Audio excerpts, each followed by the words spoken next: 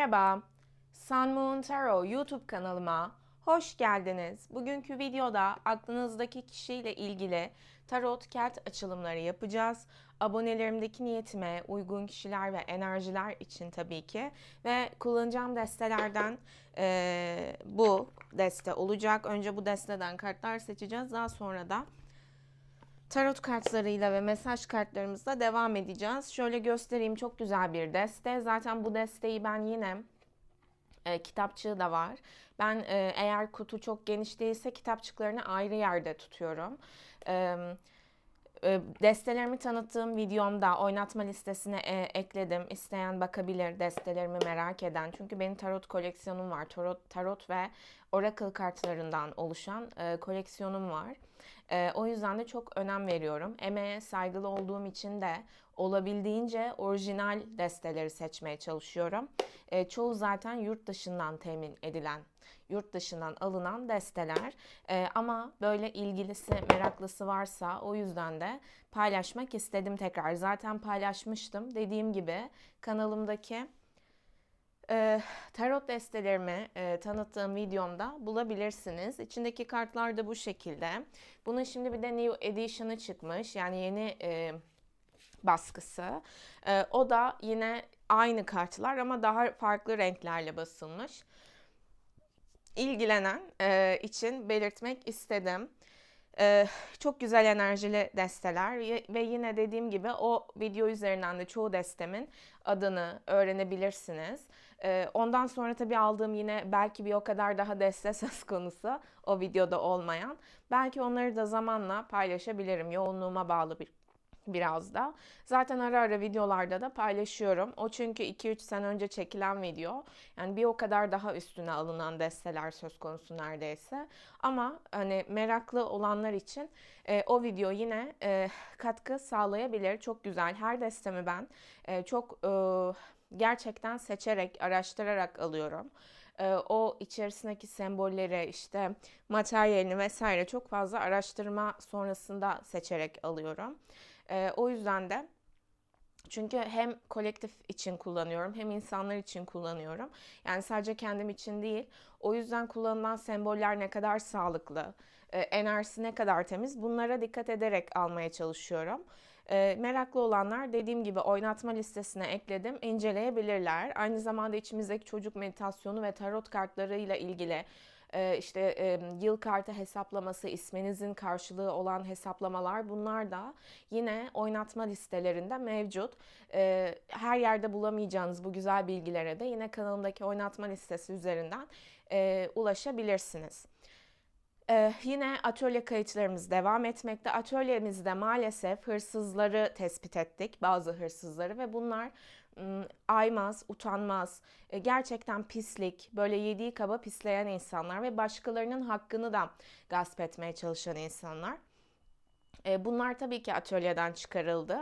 İzin olmadan benim kendi görüntülerimin olduğu videoları izinsiz şekilde kaydetmeye çalışanlar vesaire. Zaten Allah bir şekilde bu kişilerin ya bilgisayarlarını bozmuş ya mail adreslerini başkalarına kaptırmışlar. Yani bir şekilde zaten Allah bunlara engel olmuş ve üzerine bir de hem hırsızlık yapıp hem de mağdurmuş gibi geri dönüş yapmaları trajikomik.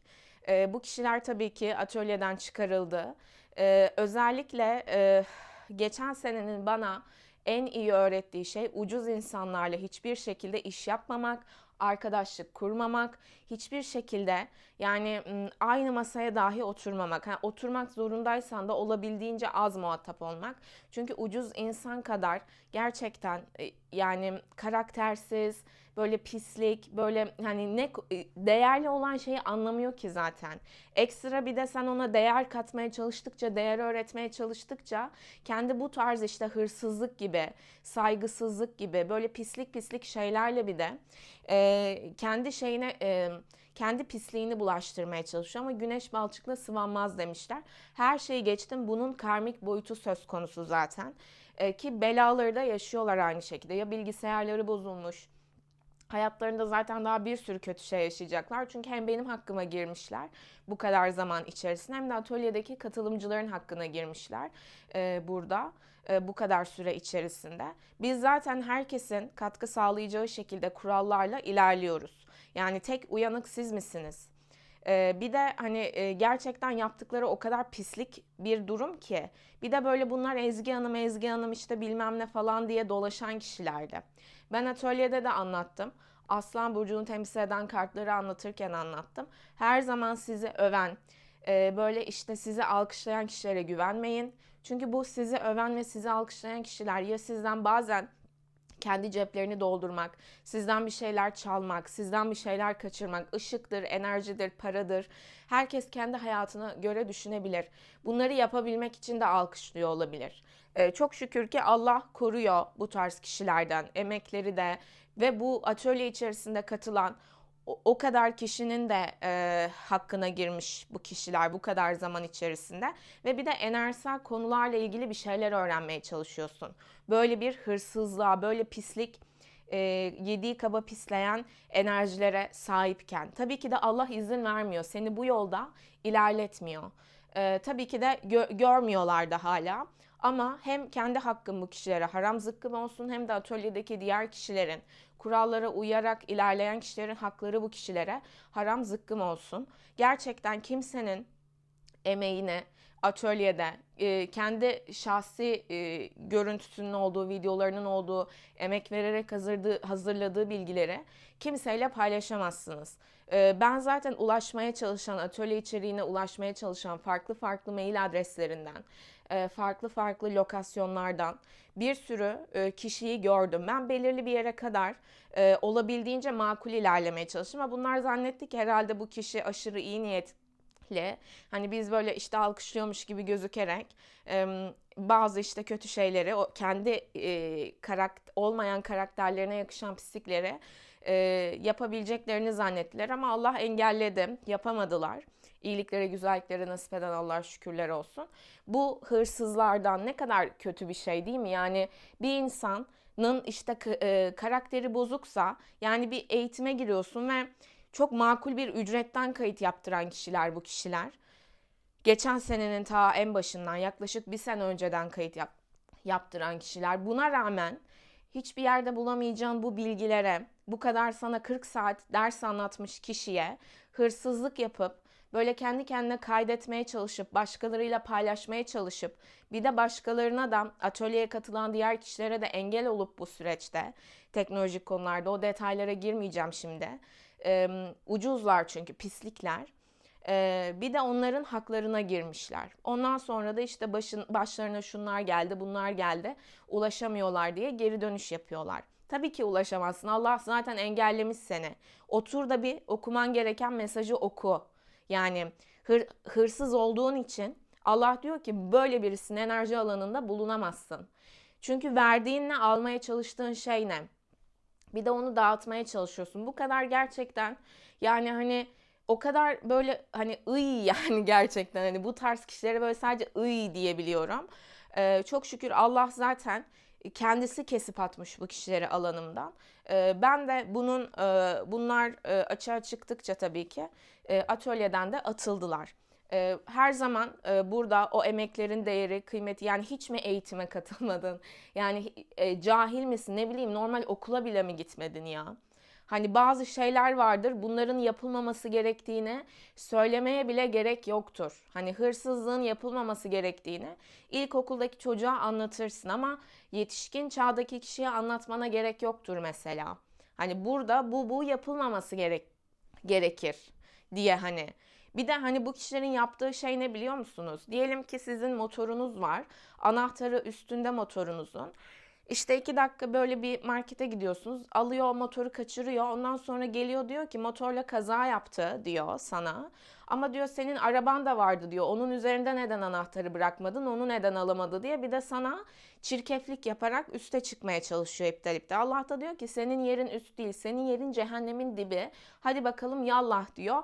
hop böyle Hazreti Ali'nin kılıcı gibi böyle o iki ucu keskin cemal celal dengesiyle bu kişileri direkt olarak kökünden zaten kesip hak ettikleri cehennem boyutuna düşürüyor.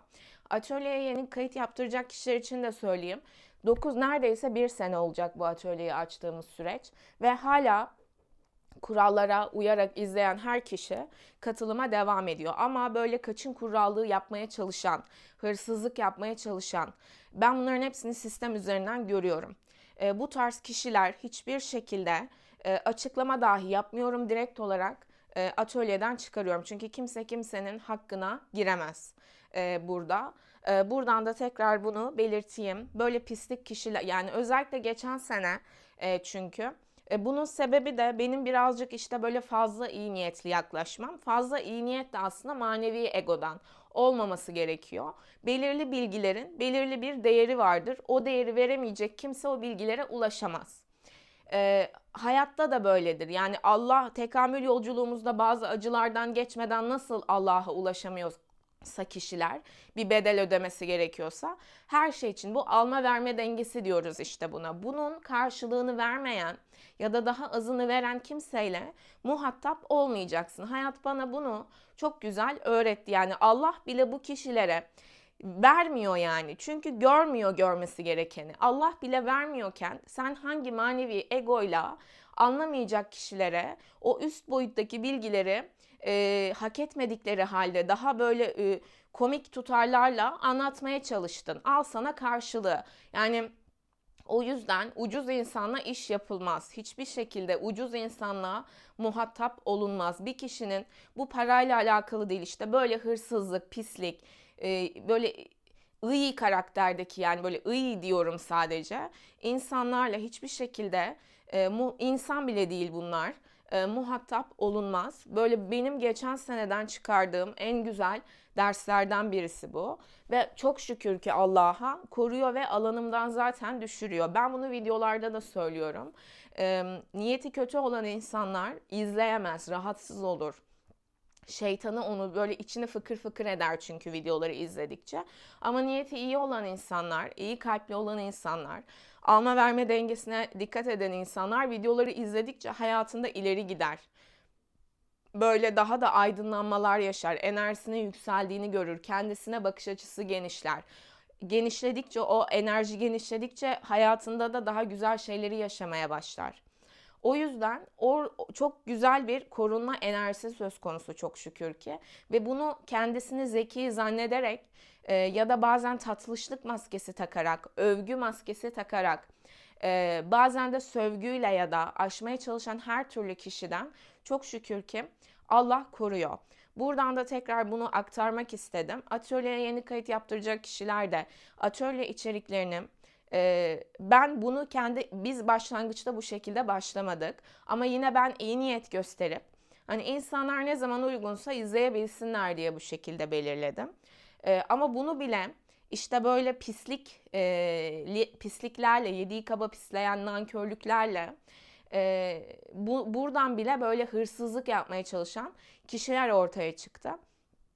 Bu tarz şeylerle daha fazla karşılaşırsam belirli bir süre belirleyeceğim. Ama hani bunun önünü kestiğimi düşünüyorum. Çünkü bu kadar kötü niyetli insanlarla ben kendi özel hayatımda olmadığı için, daha önce de demiştim, ben kolektife video çekmeye başladıktan sonra hani ay bu tarz insanlar da mı varmış konumunu böyle hani videolardan sonra gördüm, bazı kişiler için özellikle. O yüzden hani böyle bazı şeylere zaten hani siz de görüyorsunuz artık. Bence bazı kişiler de şaşırıyordur zaten. Bunu atölyedeki kişilerle de paylaştım. Çünkü onların da erişemediği bazı durumlar söz konusuydu. Bu kişilerin hak yemesi ve hırsızlıkları nedeniyle. Bunlar çok şükür ki tespit edildi ve atölyeden atıldı. Dediğim gibi her şeyden önce Allah'ın korumasıyla zaten kendi hayatlarında da bir sürü bela yaşıyorlar. Çok şükür ki. Buradan da yeni kayıt yaptıracaklara tekrar söyleyeyim. Yeni kayıt yaptıracaklardan ben öyle kişiler çıkacağını düşünmüyorum. Çünkü o şey daha dengeli şu anda ilerliyor. O denge şu anda daha olabildiğince makul. O yüzden ama yine belirteyim, ne zaman uygunsanız kayıtlardan izleyebiliyorsunuz. Ama kesinlikle kaydetmek, çoğaltmak, paylaşmak hakka giriyorsunuz zaten, yasak. Bunu yapmaya çalıştığınızda dahi, bununla ilgili bir girişimde bulunduğunuzda dahi hayatınızda çok kötü şeyler yaşarsınız.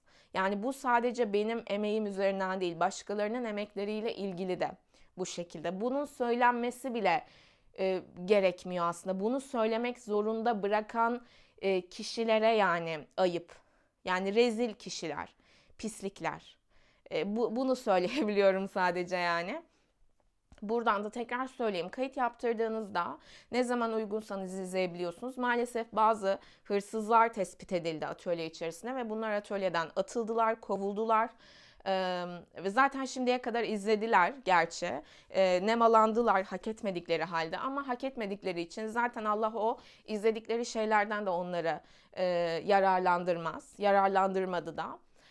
O yüzden kayıt yaptıran kişiler, gelen kişiler olabildiğince emeğe saygılı, kurallara göre ilerleyen, yani 9 ay boyunca kurallara göre ilerleyen herkes bu içeriğe ulaşabiliyor ve izleyebiliyor. Çünkü 40 saat içerik var.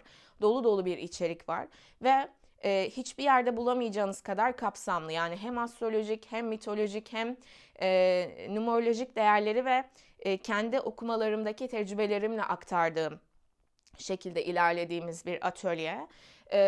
Bu kadar kapsamlı bir atölye ben açana kadar yoktu. Benden sonra açıldıysa bilmiyorum.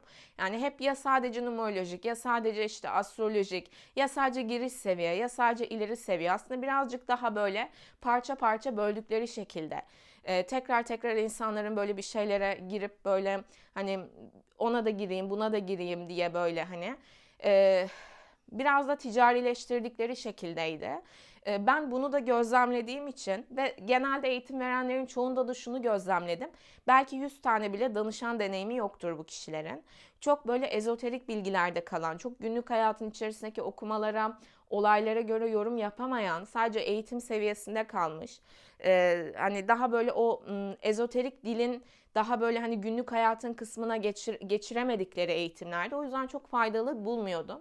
O yüzden kendi atölyemde de çok ağır dillerle değil, gayet günlük konuşma diliyle o derin bilgileri olabildiğince kolay şekilde, aynı zamanda derin, kapsamlı şekilde aktardım.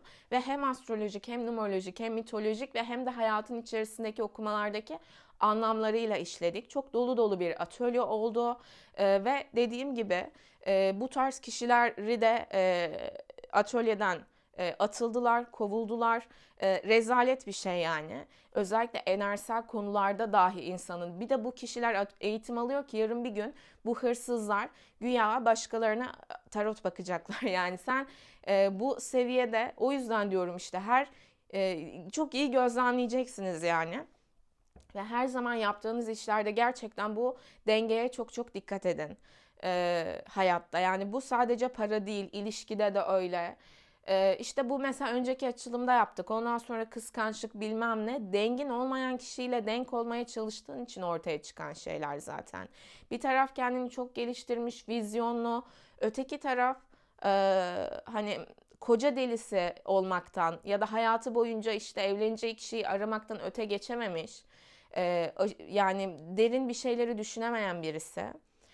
Ya da henüz böyle o kabını aşamamış birisi. Bu kişi seninle karşılaştığında hani Allah bu kişiyi sana zarar verdirtiyor ki sen anla, hani bak burada manevi egoya giriyorsun.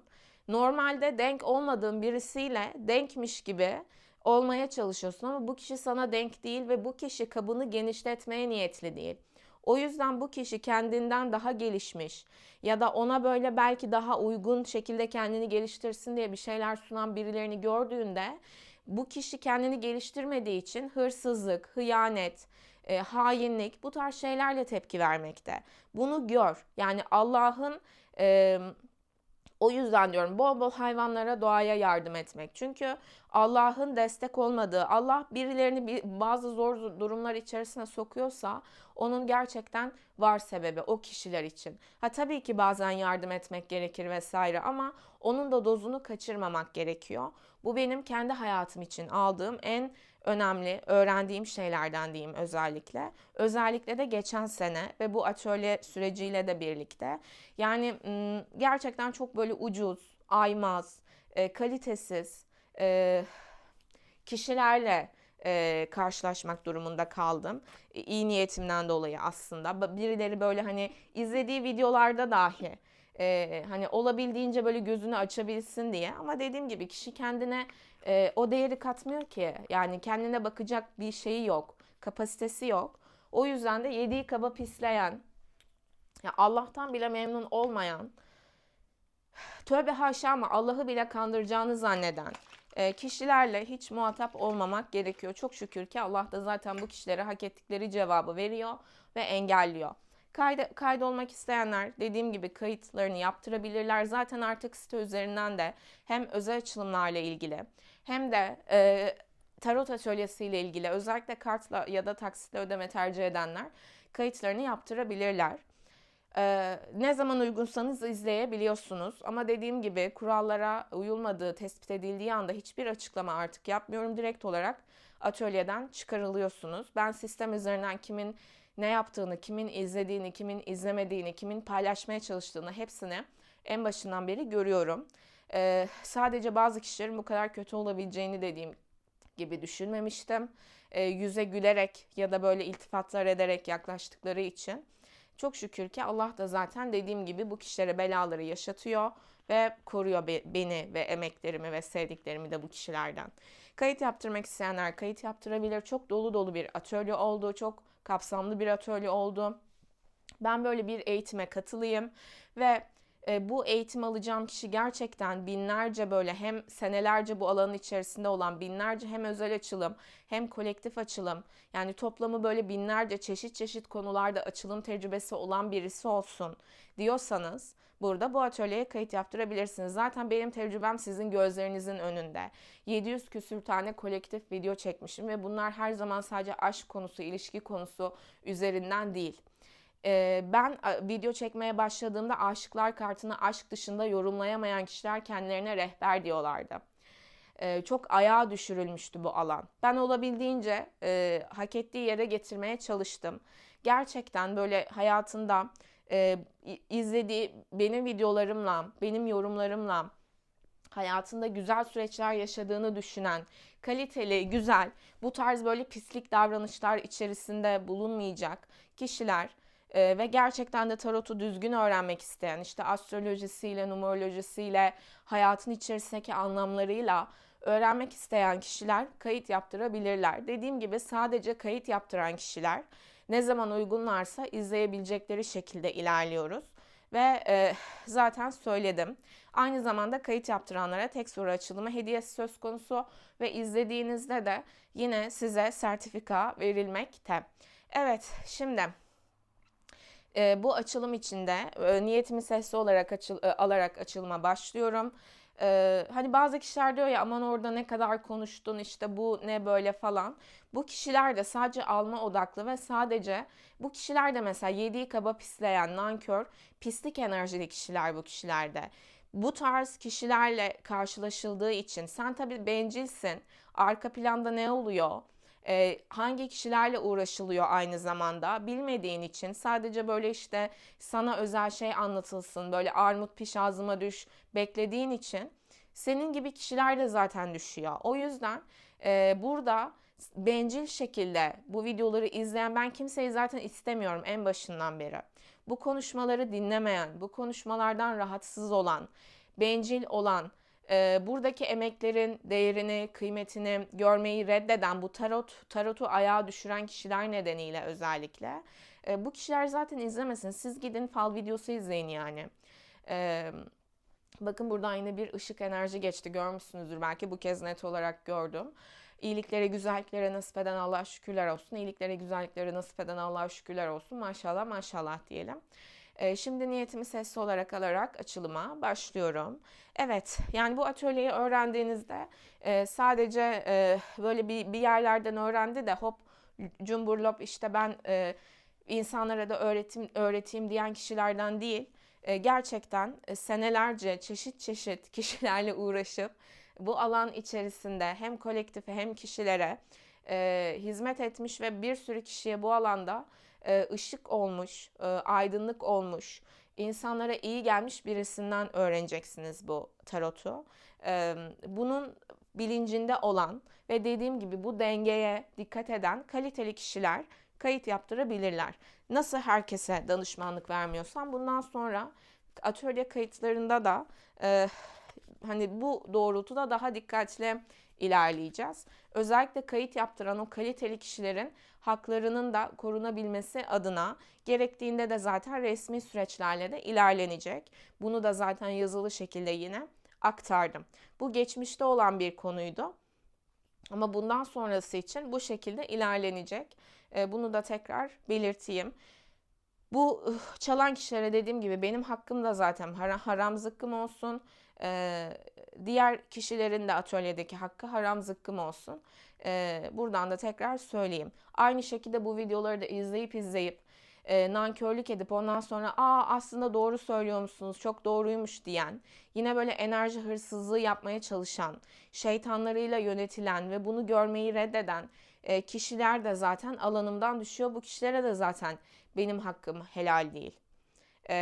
Yani o yüzden hani böyle herkes kendini çok doğru zannediyor da burada oturmuş bedavadan video izliyorsun ya da 2 kuruşa hiçbir yerde bulamayacağın 40 saatlik bir eğitim almışsın. Bir de üzerine nankörlük yapıyorsun. Sen zannediyor musun ki buradaki kul hakkını ödeyebileceğini mi zannediyorsun?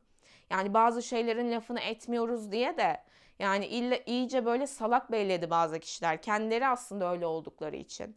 O yüzden buradan tekrar bu konuşmaları maalesef bu tarz kişiler yaptırmak zorunda kaldıkları için bana göre bu tarz şeyler söylenmez bile. Hani kaliteli insana bu tarz şeyleri söylemeye bile gerek yoktur. Ama dediğim gibi işte ucuz kişiler bunlar. O yüzden de benim için de daha da işte kendimce öğrendiğim süreçler oldu. Detaylı aktardığım gibi. Buradan da tekrar belirtmek, aktarmak istedim. Yani aksi takdirde zaten yeni kayıt yaptıranlar hala söz konusu. Bu atölyeyi tekrar açmayı düşünmüyorum çünkü. Hani tekrar bunu aslında amacım ticarileştirmek de değil.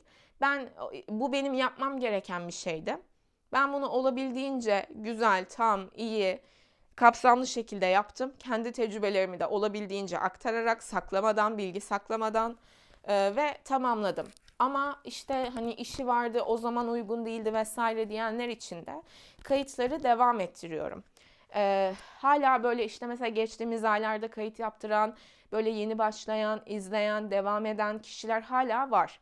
O yüzden de ne zaman isterseniz seneler sonra bile bu atölyeye kayıt yaptırabilirsiniz ama zamanla birlikte tabii ki ücreti de değişmekte. O yüzden aslında ne kadar erken kayıt yaptırırsanız ücret açısından sizin için o kadar daha iyi olur.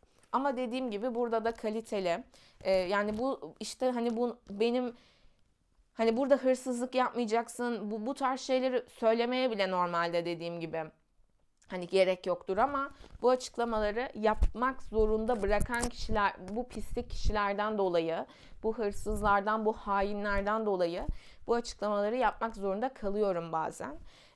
Buradan da tekrar söylemek istedim. Atölye çok güzel geçti. Kıymet bilen, değerli kişilerle birlikte. Bunlar o kadar ikiyüzlü kişilermiş ki yani. Ya bir de enerjisel bir şeyin içerisindesin, anladın mı yani? Burada bari yapma.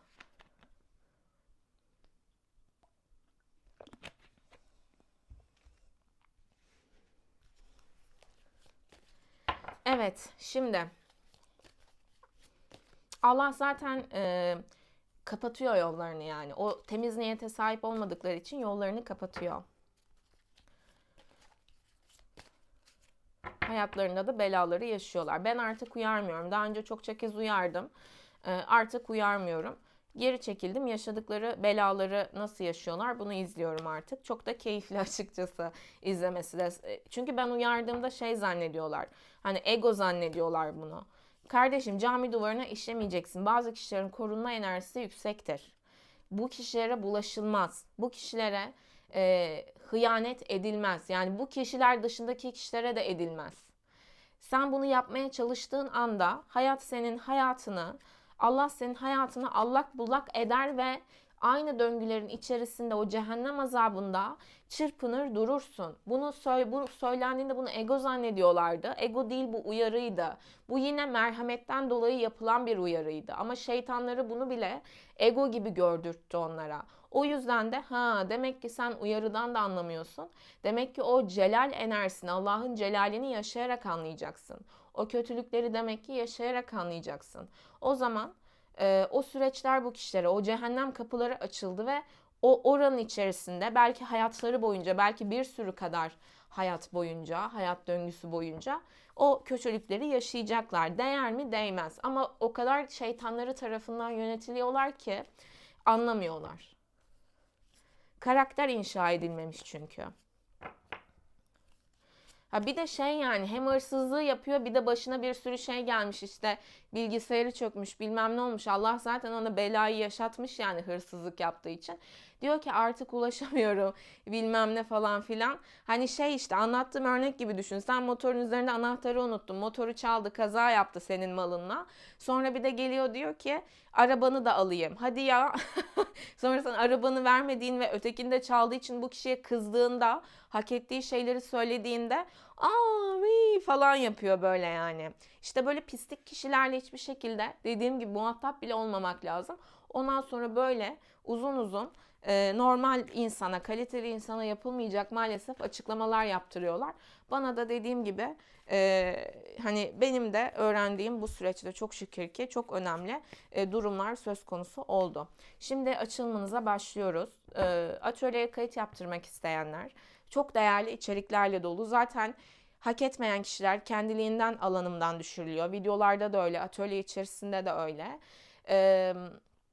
Kayıt yaptırabilirler. Çok değerli. Tarot'u gerçekten deneyim sahibi bu alanda. Ve sadece ilişki okumaları yapmayan, hayatın içerisindeki çoğu konuda açılım yapmış, bu konuda deneyimli, senelerce bu alanın içerisinde olan, kaliteli ve kaliteli bilgilerle aklı selim şekilde öğrenmek isteyen, yoğunsa da, işte işi gücü söz konusuysa da, ne zaman uygunsa izleyebileceği şekilde de izlemek, değerlendirmek isteyen ama kaliteli ve kurallara uyan, konuşmasını, yazmasını bilen, güzel bakış açılarındaki kaliteli kişiler atölyeye kayıt yaptırabilir. Bunun dışındaki kişilere zaten hiçbir, ne videolarımın, ne özel açılımlarımın, ne de atölyemin kapısı zaten kapalı.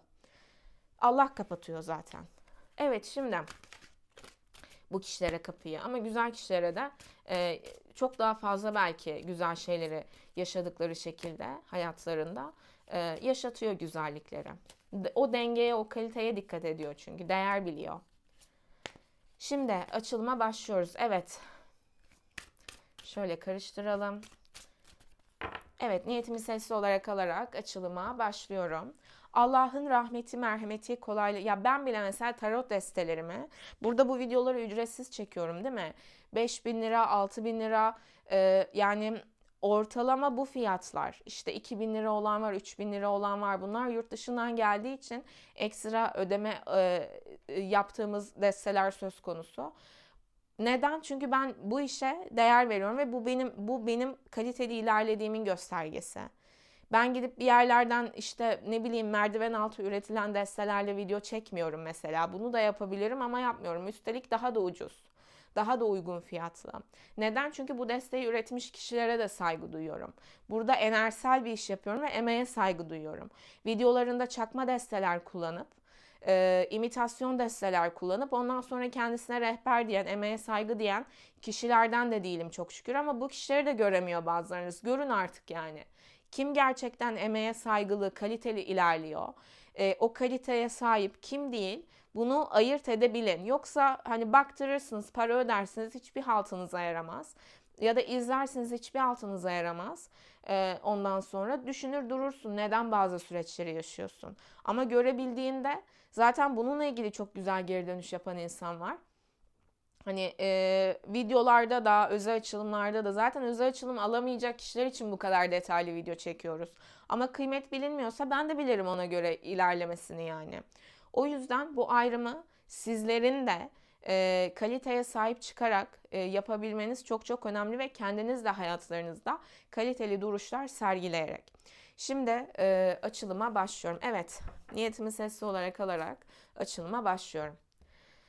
Evet, niyetimi sesli olarak alarak açılıma başlıyorum. Allah'ın rahmeti, merhameti, kolaylaştırıcılığı, sevgisi, korumasıyla, kolaylıkla, sağlıkla, saatle, kolaylıkla, sağlıklı, saatli şekilde sevdiklerimin de tüm kedilerin, tüm köpeklerin, tüm kuşların, tüm doğanın ve hayvanların da Allah'ın rahmeti, merhameti, kolaylaştırıcılığı, sevgisi, korumasıyla, kolaylıkla, sağlıkla, saatle, kolaylıkla, sağlıklı, saatli, uzun ömürlü, mutlu, huzurlu, güvenli, güvenlikli, güvenli yaşadığı şekilde en iyi, en doğru bilgileri kalbinde, ruhunda, enerjisinde, davranışlarında, yaşam şeklinde, yaşayış şeklinde tüm kedilere, tüm köpeklere, tüm kuşlara, tüm doğa ve hayvanlara karşı sevgi, saygı, merhamet barındıranlar ve bu dünyada tüm kedilere, tüm köpeklere, tüm kuşlara, tüm doğa ve hayvanlara karşı sevgi, saygı, merhametle davranarak yaşayanlar ve yaşamaya çalışanlara niyetle yapacağım açılımlar olacak. Allah tüm dünyada, tüm her yerde, tüm enerjisel boyutlarda, tüm boyutlarda, tüm olasılıklarda, tüm zamanlarda, tüm dünyada, tüm her yerde, tüm kedilere, tüm köpeklere, tüm kuşlara, tüm doğa ve hayvanlara rahmeti, merhameti, kolaylaştırıcılığı, sevgisi, korumasıyla, kolaylıkla, sağlıkla, saatle, kolaylıkla, sağlıklı, saatli, uzun ömürlü, mutlu, huzurlu, güvenli, güvenlikli, güvenli şekilde yaşatsın. Tüm dünyada, tüm her yerde, tüm enerjisel boyutlarda, tüm boyutlarda, tüm olasılıklarda, tüm zamanlarda, tüm dünyada, tüm her yerde. Ve öyle de oldu, öyle de oldu, öyle de oldu, böyle de oluyor, böyle de oluyor, böyle de oluyor. Amin, amin, amin. Allah tüm dünyada, tüm her yerde, tüm enerjisel boyutlarda, tüm boyutlarda, tüm olasılıklarda, tüm zamanlarda, tüm dünyada, tüm her yerde, tüm insanların, tüm enerjilerin, tüm varlıkların, tüm insanların kalplerini, ruhlarını, enerjilerini, davranışlarını, yaşam şekillerini, yaşayış şekillerini, davranışlarına, tüm kedilere, tüm köpeklere, tüm kuşlara, tüm doğa ve hayvanlara sevgili, saygılı kılsın. Tüm insanların, tüm enerjilerin, tüm varlıkların, tüm insanların kalplerini, ruhlarını, enerjilerini, davranışlarını, yaşam şekillerini, yaşayış şekillerini, davranışlarını, tüm kedilerin, tüm köpeklerin, tüm kuşların, tüm doğanın ve hayvanların yaşam haklarına da sevgili, saygılı kılsın. Allah tüm kedilerin, tüm köpeklerin, tüm kuşların, tüm doğanın ve hayvanların da Allah'ın tüm kedilerin, tüm köpeklerin, tüm kuşların, tüm doğanın ve hayvanların da tüm kedilerin, tüm köpeklerin, tüm kuşların, tüm doğanın ve hayvanların da Allah'ın rahmeti, merhameti, kolaylaştırıcılığı, sevgisi, korumasıyla, kolaylıkla, sağlıkla, saatle, kolaylıkla, sağlıklı, saatli, uzun ömürlü, mutlu, huzurlu, güvenli, güvenlikli, güvenli yaşadığı şekilde tüm dünyada, tüm her yerde, tüm enerjisel boyutlarda, tüm boyutlarda, tüm olasılıklarda, tüm zamanlarda, tüm dünyada, tüm her yerde ve öyle de oldu, öyle de oldu, öyle de oldu. Böyle de oluyor, böyle de oluyor, böyle de oluyor. Amin, amin, amin. Tüm kedilerin, tüm köpeklerin, tüm kuşların, tüm doğanın ve hayvanların Allah'ın rahmeti, merhameti, kolaylaştırıcılığı, sevgisi, korumasıyla, kolaylıkla, sağlıkla, saatle, kolaylıkla, sağlıklı, saatli, uzun ömürlü, mutlu, huzurlu, güvenli, güvenlikli, güvenli yaşamalarını seçiyorum. Tüm dünyada, tüm her yerde, tüm enerjisel boyutlarda, tüm boyutlarda, tüm olasılıklarda, tüm zamanlarda, tüm dünyada, tüm her yerde. Böyle de oldu, böyle de oldu, böyle de oldu. Böyle de oluyor, böyle de oluyor, böyle de oluyor. Amin, amin, amin. Tüm kediler, tüm köpekler, tüm kuşlar, tüm dağ ve hayvanlar Allah'ın rahmeti, merhameti, kolaylaştırıcılığı, sevgisi, korumasıyla, kolaylıkla, sağlıkla, saatle, kolaylıkla, sağlıklı, saatle, uzun ömürlü, mutlu, huzurlu, güvenli, güvenlikli, güvenli şekilde yaşıyorlar. Tüm dünyada, tüm her yerde, tüm enerjisel boyutlarda, tüm boyutlarda, tüm olasılıklarda, tüm zamanlarda, tüm dünyada, tüm her yerde. Böyle de oldu, böyle de oldu, böyle de oldu. Böyle de oluyor, böyle de oluyor, böyle de oluyor. Amin, amin, amin. Tüm kedilerin, tüm köpeklerin, tüm kuşların, tüm doğanın ve hayvanların Allah'ın rahmeti, merhameti, kolaylaştırıcılığı, sevgisi, korumasıyla, kolaylıkla, sağlıkla, saatle, kolaylıkla, sağlıklı, saatli, uzun ömürlü, mutlu, huzurlu, güvenli, güvenlikli, güvenli yaşamalarını seçiyorum. Tüm dünyada, tüm her yerde, tüm enerjisel boyutlarda, tüm boyutlarda, tüm olasılıklarda, tüm zamanlarda, tüm dünyada, tüm her yerde. Böyle de oldu, böyle de oldu, böyle de oldu, böyle de oluyor, böyle de oluyor, böyle de oluyor. Amin, amin, amin.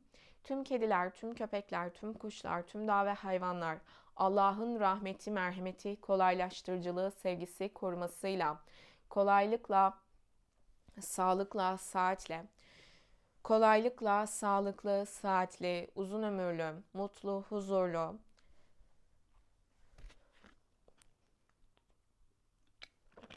güvenli şekilde yaşıyorlar. Tüm dünyada, tüm her yerde, tüm enerjisel boyutlarda, tüm boyutlarda, tüm olasılıklarda, tüm zamanlarda, tüm dünyada, tüm her yerde. Böyle doldu, böyle doldu, böyle doldu. Böyle doluyor, böyle doluyor. Ve öyle de oluyor.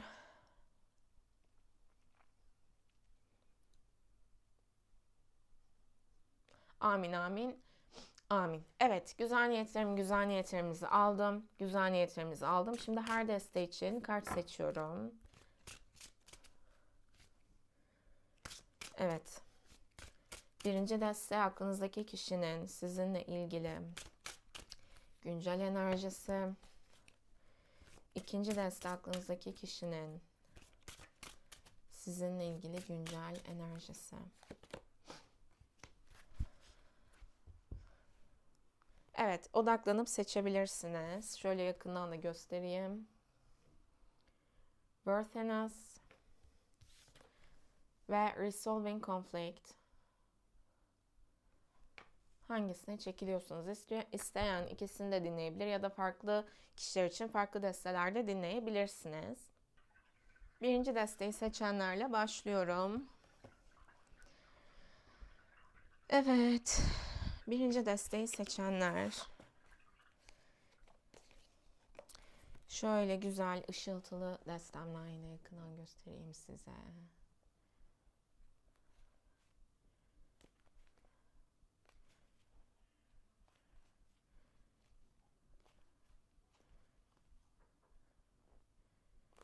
Evet, bu desteği kullanacağız.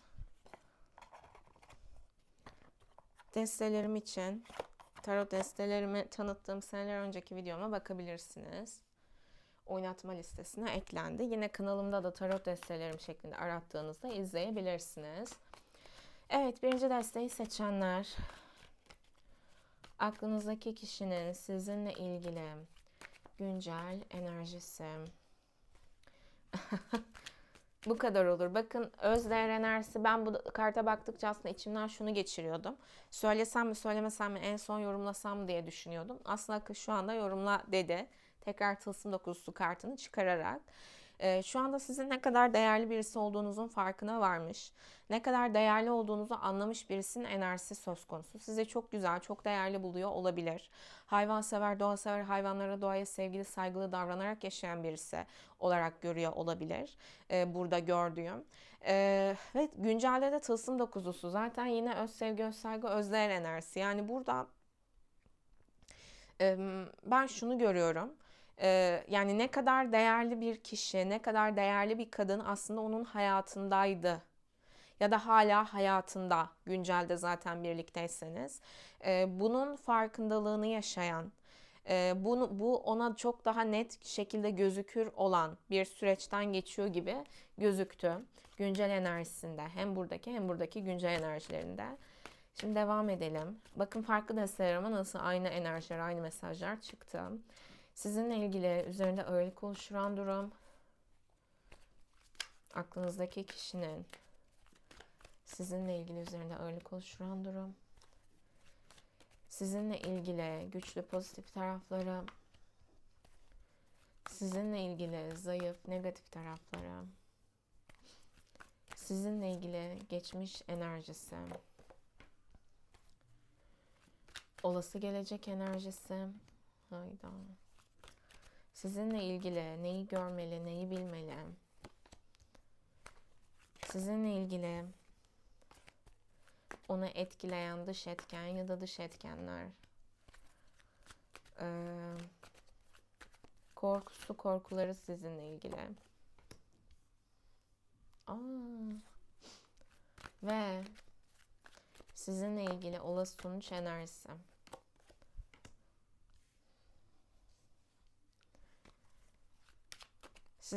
Size aklınızdaki kişiyle ilgili kartların ekstra tavsiyeleri, mesajları.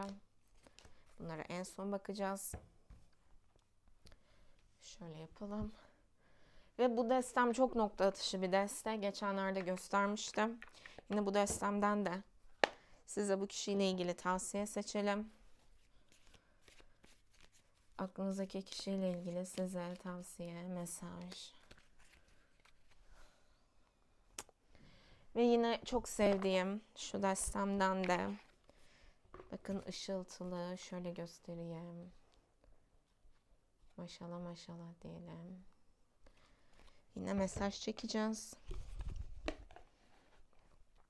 Bu desteleri özel açılımlarda da özellikle siz ne yapmalısınız, size mesaj ne diye sorduğunuz, aldığınız açılımlarda ya da bunu siz sorduğunuzda yine bu desteleri de kullanıyorum.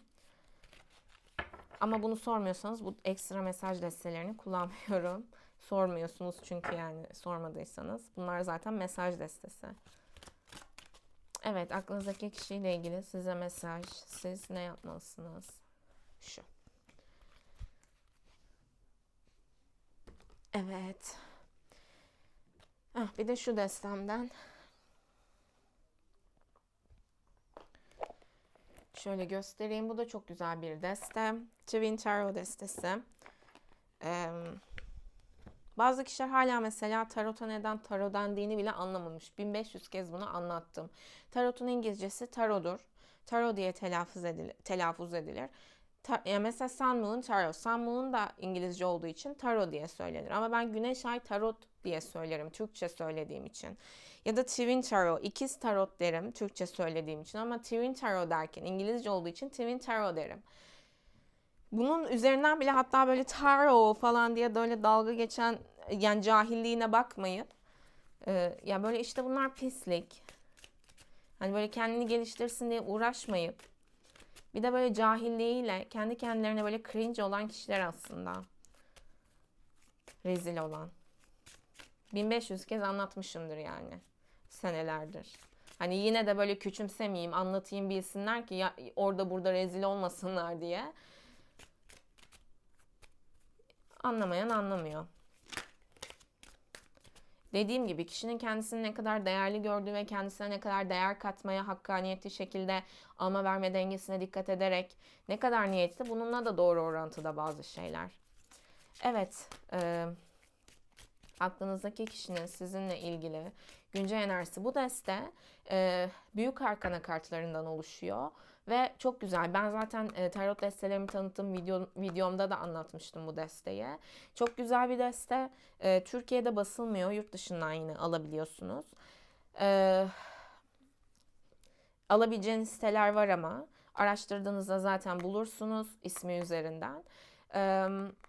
Hem aydınlık enerjiyi hem gölge enerjiyi. Tarotta asıl kartlar büyük arkana kartlarıdır. Atölyede detaylı işledik. Özellikle büyük arkana kartları üzerinden gölge enerji mi çalışıyor orada yoksa aydınlık enerji mi çalışıyor? Bunu yansıtan çok önemli kartlardan. Ben özellikle tarot kağıt açılımlarında, Azize'nin sırrı açılımında ve aklınızdaki kişi ve siz tarot açılımlarında ve çakra analizi tarot açılımında kendi oluşturduğum ve kendi yine kolektifte ilk defa benim yaptığım bir açılımdı bu. Bu açılımda bu desteği kullanıyorum. Çünkü daha çok enerjiye bakıyoruz bu açılımlarda ama İşte daha spesifik, daha sorular üzerinden bakılan paket açılımlarda bu destek yani her açılımın bir tekniği, bir işleyiş tarzı var çünkü. Zaten kolektif açılımlardan da aklı selim kişiler bunu gözlemleyebilir. Hani ilgilisine buradan da tekrar söyleyeyim. Zaten tarot destelerimi tanıttığım videomdan da detaylı şekilde bilgi edinebilirsiniz destelerle ilgili. Çok güzel yine. Katkı sağlayan destelerden. Bir bitiş enerjisi söz konusu bu kişiyle aranızda gördüğüm. Tekrar kartlar o tarafta ona işaret etti. Evet, aklınızdaki kişinin sizinle ilgili güncel enerjisi.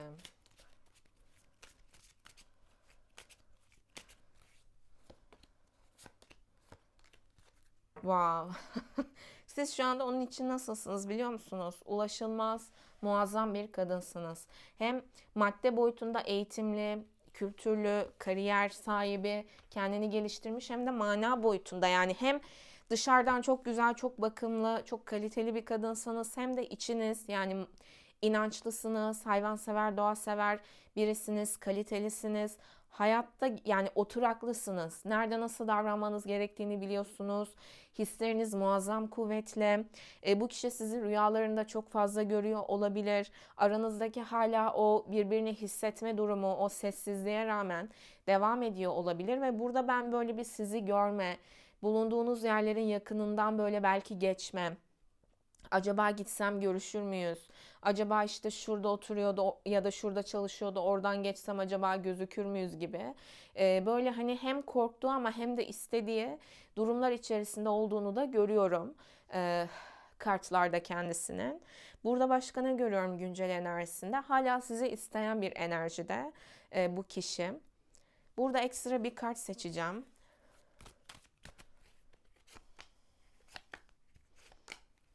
Hayatında başkası söz konusu mu sizin dışınızda diye bakmak istedim. Bence hayır. Sadece yurt dışı ya da seyahatlerle ilgili iş bağlantılı halletmeye çalıştığı kariyeri ve işi bağlantılı süreçleri olabilir gördüğüm. Ama böyle sanki yanında siz de olun. Yani sizinle ilerlesin bakın. Üçü de aydınlık enerji çıktı. Aslında sizin onun için ne kadar önemli bir kadın olduğunuzun farkında olan ve bu şekilde, yani siz onun yanında olduğunuz şekilde, belki bunu sözleriyle ifade etmese de, burada kartlara baktıkça şey görüyorum. Bu tabii ki bu normalleştirilmemeli ama hani seni seviyorum demeyen ya da böyle hani belki bunu her zaman demeyen ama özellikle işte bir yere gidiyorsa yanında olan ya da işte bir yolculuk meselesi varsa orada sizi de isteyen bir enerjisi var. Bu aslında onun sevgi dili gibi gözüküyor kartlarda gördüğüm. Ee, Ya ben sizi çok değerli bulan ve hayatında yanında olmanızı isteyen bir enerjide olduğunu görüyorum ama sanki arada bir belirsizlik, bir soğukluk, bir iletişimsizlik söz konusu ve bunun ardından acaba gelse sizi yanında tutabilir mi? Hani şu anda bir kararlılığı söz konusu. Bu kararlılık o iletişimsizliğin ardından, hani böyle işte mesela diyelim ki bir süre konuşmadınız. Şimdi geldi diyor ki şuraya gidelim mi, buraya gidelim mi, ya da bundan sonra hayatında seni istiyorum şöyle böyle. Şimdi bunu yansıtmaya korktuğu da durumlar söz konusu. Çünkü uzun bir süre zaten iletişimsizdi ya da zaten bir bitiş yaşamıştınız diyor kartlar burada gördüğüm ama siz onun için unutamadığı, nereye gitse hatırladığı, nereye gitse aklına geldiği, kimle görüşse, yani böyle hayatın karşısına sürekli sizinle ilgili mesajlar çıkardığı bir kadınsınız. Belki böyle bazı seçenekler karşısına çıkmış olabilir. Yolculuklar, seyahatler vasıtasıyla ama hiçbirinde burada gördüğüm sizi bulamadığını görüyorum. Yani hatta başka kişiler karşısına çıktıkça daha çok size ulaşma isteği, yani daha görür görmez hayır bu sizin gibi değil, daha size ulaşma isteği, daha sizinle yola devam etme isteği bu kişide çok çok artmış olabilir. Yani sezgileri, duyguları onu hep sana doğru çekiyor diyor kartlar. Size doğru çekiyor diyor kartlar. Olasılıklar doğrultusunda ve ketum dursa da içten içe o sessizliğin ardında bir özlem. Gerçekten bundan sonra yok musunuz? Hani gibi korkular içerisinde olduğunu da söylüyor kartlar. Ve siz onun belki hayatındayken onun koruyucusu gibiydiniz. Belki ettiğiniz dualar, enerjiniz, iyi kalbiniz, korunan birisi olduğunuzu da, korunma enerjinizin çok yüksek olduğunuzu da düşünüyor.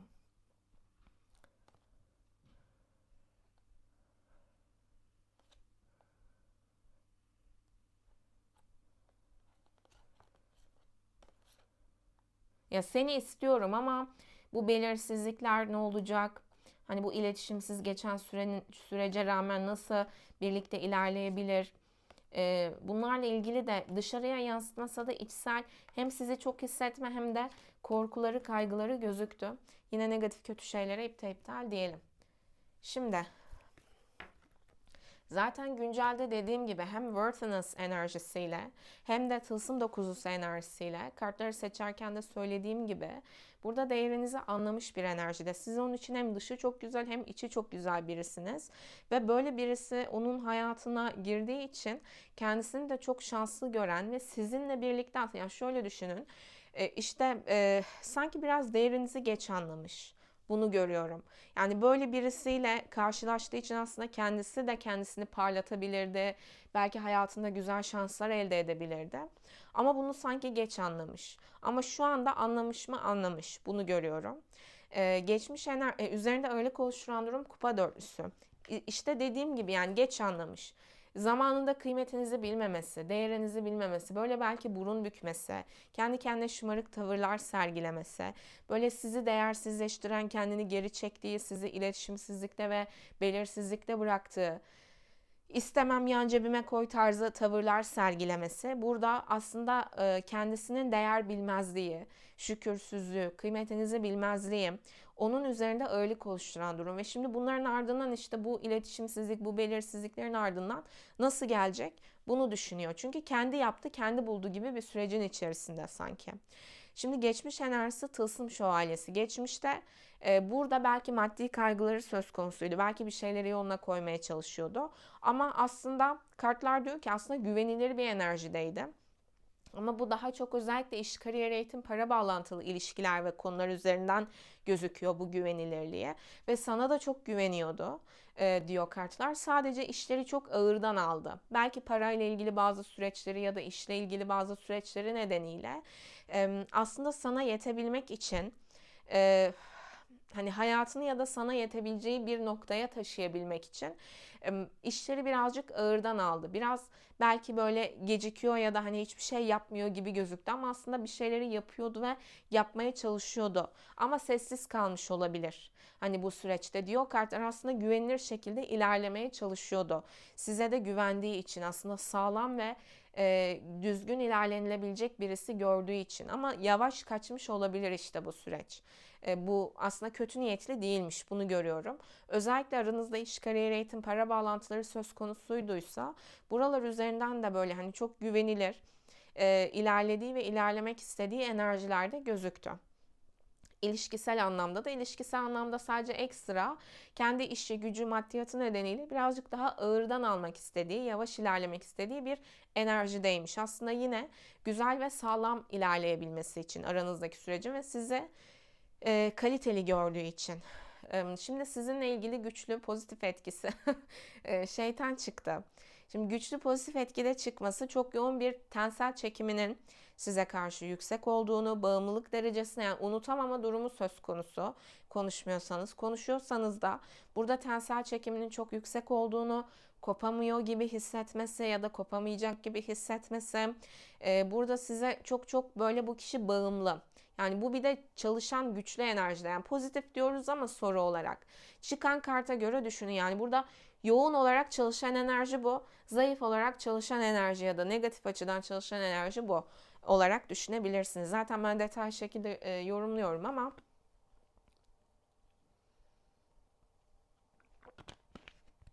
size karşı çok yüksek çekimi söz konusu. Bağımlı, kopamayacağını hissediyor, kaybetmekten korkuyor, deli gibi size çekiliyor ve çok fazla sizi görme, yanınızda olma isteğinin olduğunu söylüyor kartlar. Biraz sanki bu kişi sizsiz yapamaz, Tülay geri dön moduna geçiyor gibi gözüktü. Yani onun geçiş aşamasında gibi gözüktü burada gördüğüm. Aynı zamanda ben kıskançlık da hissediyorum, kaybetme korkusu da hissediyorum burada. Yani bu kadar değerli bir enerji ya başkasına giderse korkusu ve tensel olarak özellikle çok çok çok çekim enerjisi gözüktü size karşı. Eğer hayatında bağımlılıkları vesaire söz konusuysa buna da ekstra dikkat edebilirsiniz. Sizinle ilgili çünkü negatif tarafında da mesela pozitif tarafı negatif enerjili bir kart. Negatif tarafı da pozitif enerjili bir kart çıktı. Aslında bu birazcık dengesizliği gösteriyor işte burada. Yani kader çarkı sizin gibi bir şansı değerlendirememiş olması, zamanında değerlendirememesi, zamanında yapması gerekenleri yapamaması burada. Onun gölge tarafı ve çok dengesiz olması, çok inişli çıkışlı davranışlar yaşaması. Böyle sanki aranızdaki süreci böyle aslında belki çok güzel ilerleyebilecekken işte belki kupa dörtlüsü gibi tavırları nedeniyle işte böyle aman üf püf ne olduğunu anlamıyorsunuz, neden böyle geri çekildi belirsiz. Hani böyle açıklama da yapmıyor. Bu tarz davranışları nedeniyle aranızdaki süreci çok inişli çıkışlı ve dengesiz bir sürece sokmuş ve aslında çok şanslı bir sürece geçebilecekken siz bu şansı değerlendirememiş olması. O yüzden de şu anda aslında gölgesiyle, kendi günahlarıyla yüzleştiği bir süreçte. Kaybetme korkusu, kendi günahları, kendi karanlık tarafı, bunların acısını çekiyor şu anda diyor kartlar. Gördüğüm korkusunu yaşıyor. Hala unutamama ve sana olan çekimini yaşıyor, hissediyor diyor kartlar. Yani sizin gibi bir şansı değerlendirememesi diyebilirim. Özetlemek, toparlamak gerekirse. Negatif taraftaki kader çarkıyla. Bir yolculuğa çıkması gerekiyordu, çıkmadı belki. Yanınıza gelmesi gerekiyordu, gelmedi. Zamanında bir konuşma yapması gerekiyordu, yapmadı. Yani bir şeyleri zamanında yapmamış. Bir şeyleri, o sizinle yakalayabileceği şansı, siz onun için bir şans mısınız ve bu şansı zamanında değerlendirememiş. O yüzden aslında kendi hayatında da belki şu anda şanssızlık adını verdiği süreçlerden geçiyor olabilir kendisi. Yine negatif kötü şeyleri iptal diyelim. Bu arada siz daha çok Başak ve Yay etkili ya da Yengeç, Akrep, Balık etkili kişiler olabilirsiniz çıkan kartlara göre. Sizinle ilgili neyi görmesi, neyi bilmesi gerek? Kılıç onlusu size çok acı verdiğini, aslında bununla birlikte belki kendisine de acı verdiğini, e, ya iki tarafta hak etmediği şeyler yaşadı belki burada gördüğüm. Ben bir de şunu hissettim. Burada böyle hani ketumluğu nedeniyle değişmek, yani değişmemesi ve yapması gerekenleri yapmaması nedeniyle iki taraf da acı çekti. Yani o da çekti. Bu kartlar ona ne diyor biliyor musunuz? Bu ketumluğunun sonucu ne oldu? Vardığın yer burası. İyi mi oldu yani şimdi? Bunu söylüyor aslında kartlar. Yani bir bitiş yaşadınız, bir değişim dönüşüm süreci içerisinden geçtiniz. İki tarafta aşırı acı çekti. Yani gerek yoktu buna diyor sanki kartlar. Belki bu süreçte kendisi de sırtından vurulmuş olabilir. Güvenilmez kişilerle yüzleşmiş olabilir. Siz de belki sırtınızdan vuruldunuz. Yani sadece bu kişi üzerinden değil, belki başka güvenmediğiniz başka kişiler bu süreçte belki bazı şeyler yaşattı. Ama bir taraftan da belki şunun, yani her şeyin de bir sebebi söz konusu ya. Hayatınızda belki iki tarafta ayrı ayrı güvenilmeyecek kişilerle de yüzleşmiş olabilir bu süreçte.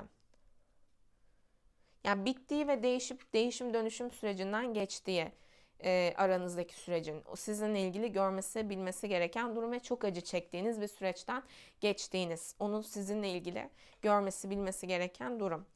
Zaten sizinle ilgili onu etkileyen dış etken yine bir ayrılık enerjisi çıktı. Kupa sekizlisi. Ya sanki siz yoluna, o yoluna artık beklemiyorsunuz. Artık belirsizliklerde kaybolmuyorsunuz. Artık bir şey böyle belirsizse, böyle bir hani ne demek istedi, o neydi, bu neydi diye kendi kendinize, enerjinize böyle belirsizleştireceğinize, düşüreceğinize o belirsizlik alanından uzaklaşmayı seçiyorsunuz. Onu sizinle ilgili etkileyen dış etken artık ondan uzaklaştığınız. Yani ya da aranıza belki fiziksel olarak da artık mesafelerin girdiği ya da girmek üzere olduğu. Yani iki tane ayrılık ve buraya kart seçerken kule kartı da çıkmıştı, hatırlayın. Sanki aranızdaki sürecin bitiş sürecinden geçmesi. Yine onun etkileyen dış etken olarak gözüküyor burada ve sizin artık e, yalvarmamanız, artık anlamlandırmaya çalışmamanız, onun anlamlandırmadığı şeylere, yolunuza bakmanız. Aslında onu etkileyen ve onu üzen, belki onu hayal kırıklığına uğratan dış etken olarak gözüküyor. Bu hayal kırıklığını şey gibi düşünmeyin. Bazılarınız şey diyecek. O belirsiz bırakırken iyiydi de ben yoluma bakınca mı hayal kırıklığına uğruyor? Bu öyle bir şey değil. Yani şey gibi. Galiba gerçekten vazgeçti diyor sanki ve onun üzüntüsünü yaşıyor gibi. Hani burada gördüğüm o da. Onu etkileyen dış etken bu olarak gözüktü ve dediğim gibi fiziksel işte iş değişikliği, taşınma gibi durumlar söz konusuysa bununla ilgili de burukluk içerisinde olabilir. üzüntü içerisinde olabilir. Ayrılık süreçlerinizle ilgili olasılıklar doğrultusunda. Onu etkileyen dış etkenler. Şimdi sizinle ilgili korkusu, korkuları, kupası. Bir de burada da dediğim gibi güncel enerjisinde yeniden başlamaktan korkuyor. İki, burada benim hissettiğim başka birisiyle, hem kendisi başka birisiyle yeniden başlamaya cesaret edemiyor. Hem de sizin başka birisiyle yeni bir ilişkiye başlamanızdan ve bununla yüzleşmekten korktuğu bir süreç içerisinde. Yani ya siz yeni bir ilişkiye başlarsanız ve bu kişi bunu görürse, ya da zaten şu anda belki size aşırı bağımlı ve gerçekten kimseyi tekrar sevemezse, yeni bir ilişki hayatına alamazsa, yani böyle aşktan, duygulardan korktuğunu söylüyor. Korksa da ama şu anda bu size karşı bağımlılığını geçiren bir şey değil. Korktukça o şeyin içerisine daha çok sanki girmiş o duygunun içerisine. Burada dedim ya, belki sevdiğini söylemiyordur diye. Belki sevgisini göstermekten korkuyor bu kişi, kupa asıyla korkularında. Evet, bakın, söylemekten, açığa çıkarmaktan, belki yeniden başlamak istemekten. Yine araba çıktı, bakın. Belki görüşelim mi, buluşalım mı diyecek. Belki bakın seni evinden alayım diyecek. Burada bakın aynı benzer kartlar, bakın bambaşka enerjiler. Yaptığım yoruma benzer yorumlar tekrar çıkıyor korkusunda. Ki burada da korktuğu durum olarak yorumlamıştım zaten. Bambaşka kartlar ama nasıl benzer enerjiler çıkıyor görüyorsunuz. İyiliklere, güzelliklere nasip eden Allah'a şükürler olsun. İyiliklere, güzelliklere nasip eden Allah'a şükürler olsun. Maşallah maşallah diyelim. Yani çektiğim ek kartlarda da şunu görüyorum. Sizi çok sevse de yeniden başlamaya ve sevdiğini göstermeye, işte barışalım mı demeye, seni seviyorum demeye biraz korktuğu gözüktü daha net çektiğim ek kartlarla da. Sizinle ilgili olası gelecek ve olası sonuç enerjisi, bu kişi çok yüksek ihtimal biraz burnu sürttükten sonra, biraz gerçekten burada mesela neden Tülay geri dön moduna geçiş süreci gibi gözüküyor dedim. Çünkü tılsım beşlisi çıktı olası gelecek enerjisinde sizinle ilgili. Bir süre daha iletişime geçmeyebilir ama sizinle iletişime geçmedikçe maddi manevi hayatında sıkıntı yaşayabilir. Gerçekten yokluğunuzu iliklerine kadar hissedebilir burada ve sonunda ona iyi gelen şeyin siz olduğunu zaten biliyor ama o inadını kırıp, o ketumluğunu kırıp yaşadığı sanki karmik zorluklarla da ve bunun aslında hani şey olur ya, bazı süreç yaşar insan, inat eder, o kendi kötülüğünü görmeyecek diye. Başta o anlattığım şeyler gibi düşünebilirsiniz. Baştaki konuşmayı dinleyin. Yani bu videolarda yaptığım konuşmaları dinleyin. Boşa değil. Ondan sonra bir şey soruyorsunuz, bilmem ne diyorsunuz. Ben zaten videoda anlatmışım onu. Burada ya boşa anlatılmıyor. O sadece bir olay değil. Oralar sizin kendi hayatınızda da görmeniz gereken durumlarla ilgili aktarılan şeyler. Birlik, bütünlük bilinci diyoruz. Şöyle düşünün, yani rezone oluyorsanız, denk geliyorsanız gerçekten duymanız gerekenler söz konusudur. O yüzden sabırla ve gerçekten kendinizi geliştirme iyi, güzel niyetleriyle burada aktarılan, yani zaten ücretsiz aktarılıyor, yani bir zahmet dinle. Sonra da işte neden böyle, zaten o videoda aktarılmış, sana dinle yani. Burada bunu söyleme sebebim, işte bazen insanların kendi kötü taraflarını inadından dolayı görmemesi. Ama kötü şeyler yaşadıkça en sonunda ya tamam ya, ben bu kişiden özür dilemedikçe, ben bu kişiyle iletişim kurmadıkça demek ki bu işleri yoluna girmeyecek demesi. İptal negatif kötü şeyleri. O yüzden zor bir süreçten geçebilir burada gördüğüm. Ama sonrasında belki Haziran ayında İkizler Burcu zamanında olabilir. İşte ya da işte Venüs'tür, Merkür'dür, Mars'tır. Bunlar ikizlere geçtiğinde olabilir. 5 ile 6 haftalık süreçler içerisinde olabilir. Ben her zaman çok zaman vermiyorum ama burada veresim geldi, vardır sebebi.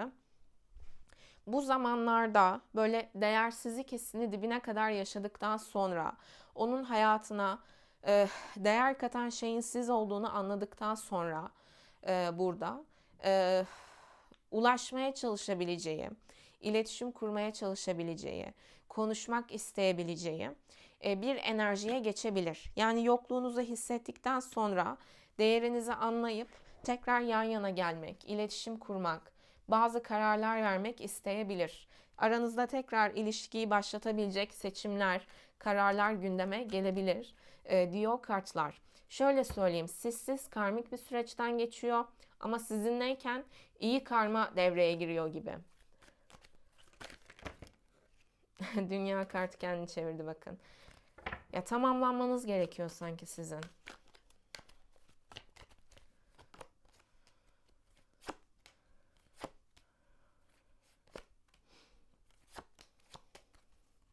Yine çıktı dünya bakın. Ama ego çalıştırmaması gerek. Ego çalıştırırsa, burada size de zorluk yaşatmış birisi. Zaten görmesi gereken durum o. Belki de onun karmasını yaşayacak olası gelecekte.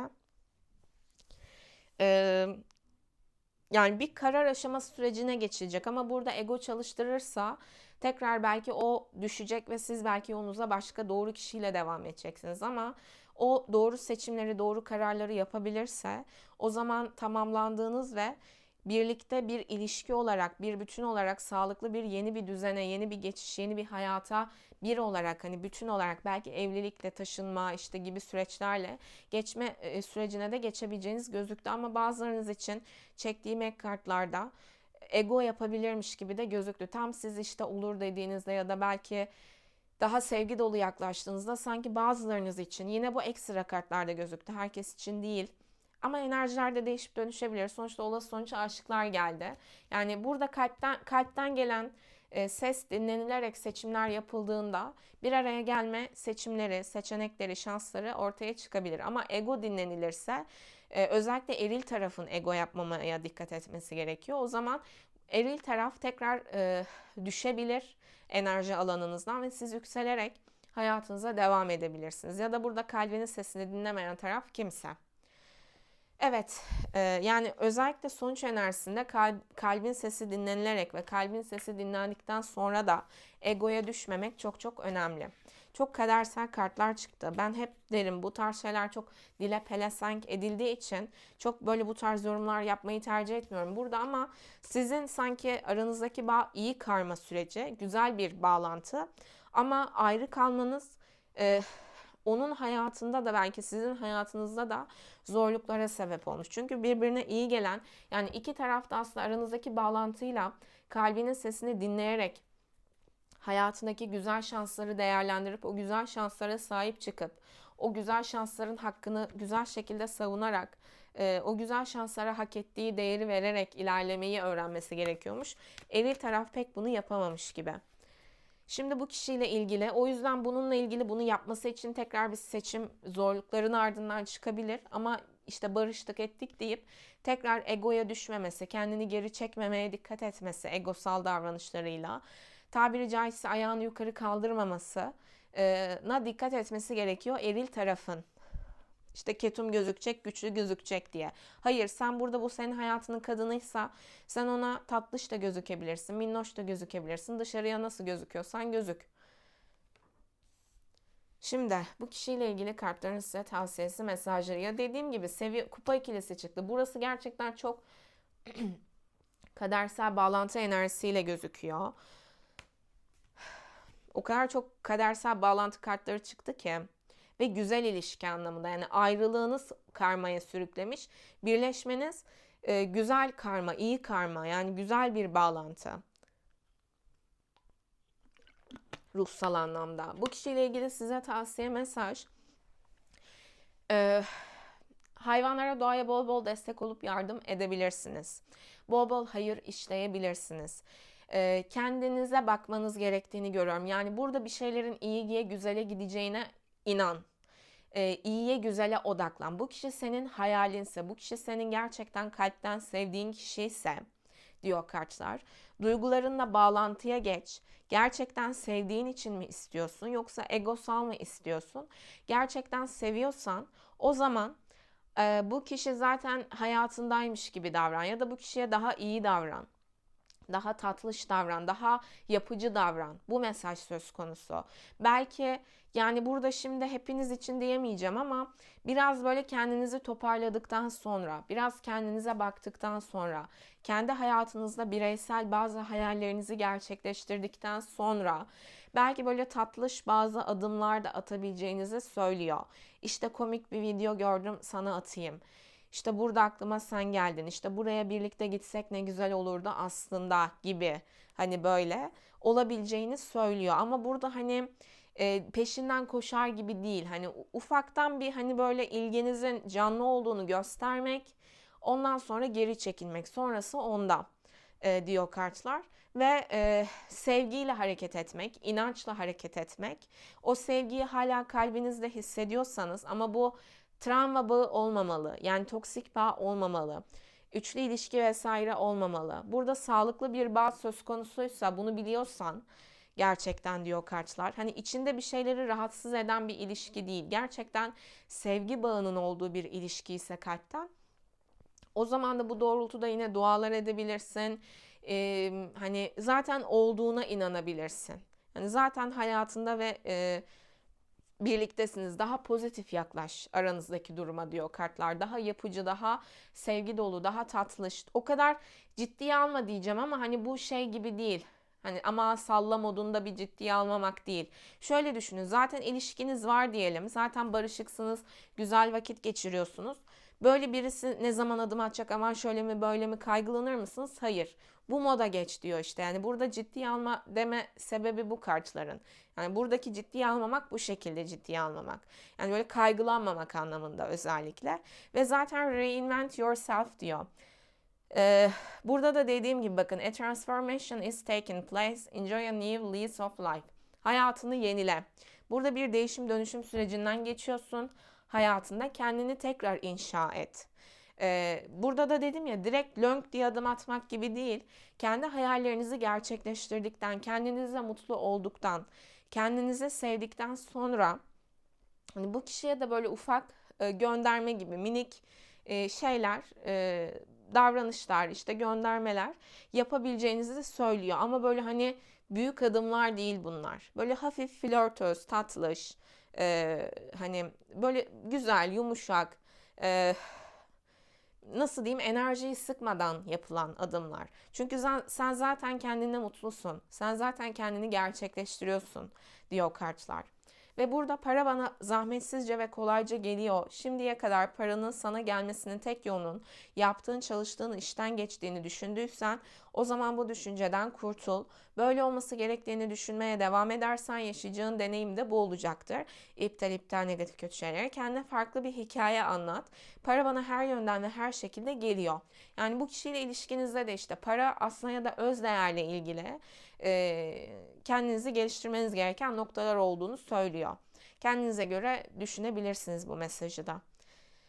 Yine aslında yine iyiye güzele odaklanmak doğrultusunda bir mesaj. Ya da parayla ilgili, atıyorum ben kendinizi yeniden inşa etmekle ilgili para konusunu şey yapıyorsanız, bahane ediyorsanız, burada o zaman parayla ilgili inançlarını pozitife çevir diyor kartlar.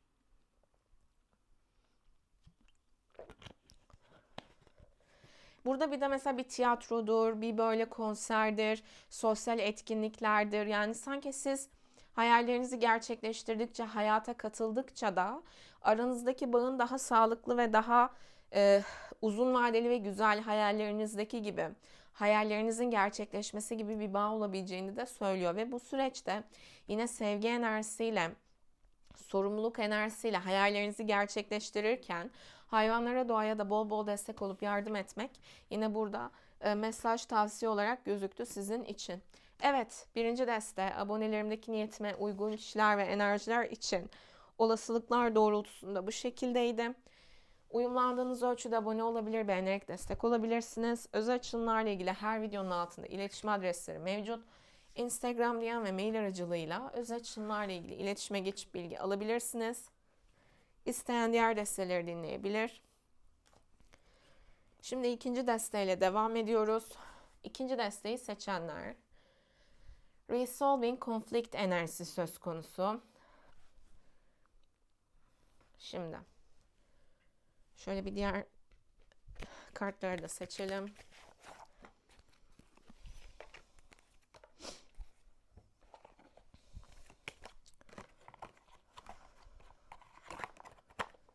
Bu videom içinde şu güzel ışıltılı destemi kullanacağım. Şöyle göstereyim. Şöyle bakın.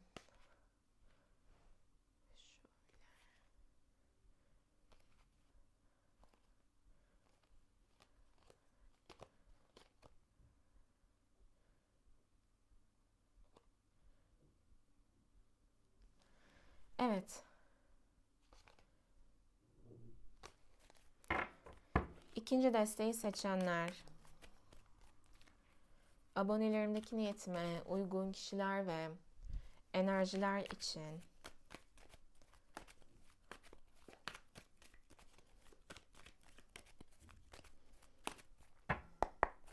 aklınızdaki kişinin sizinle ilgili güncel enerjisi, sizinle ilgili üzerinde ağırlık oluşturan durum, sizinle ilgili hissettiği değil, o Aziz'in sırrı açılımıydı. Sizinle ilgili güçlü pozitif tarafı, sizinle ilgili zayıf negatif tarafı, sizinle ilgili geçmiş enerjisi, sizinle ilgili olası gelecek enerjisi, sizinle ilgili neyi görmesi, neyi bilmesi gerek, sizinle ilgili onu etkileyen dış etken, sizinle ilgili korkusu, korkuları, sizinle ilgili olası sonuç enerjisi. Toksik bir ilişkinin bitme süreci gibi gözüküyor burası da. Ve size kartların tavsiyesi, mesajları aklınızdaki kişiyle ilgili. Aklınızdaki kişiyle ilgili size kartların tavsiyesi, mesajları. Ve şöyle karıştıralım.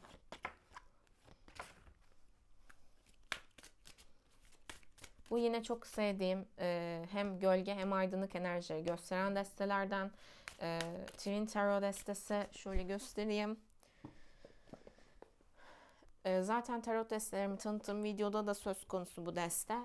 Yine diğer destelerimi merak edenler de oynatma listesine ekledim. Tarot ve Oracle destelerim başlıklı. Başlığı buydu galiba. Zaten görürsünüz videoyu. Anlarsınız. İzleyip meraklı olanlar izleyip öğrenebilir desteleri.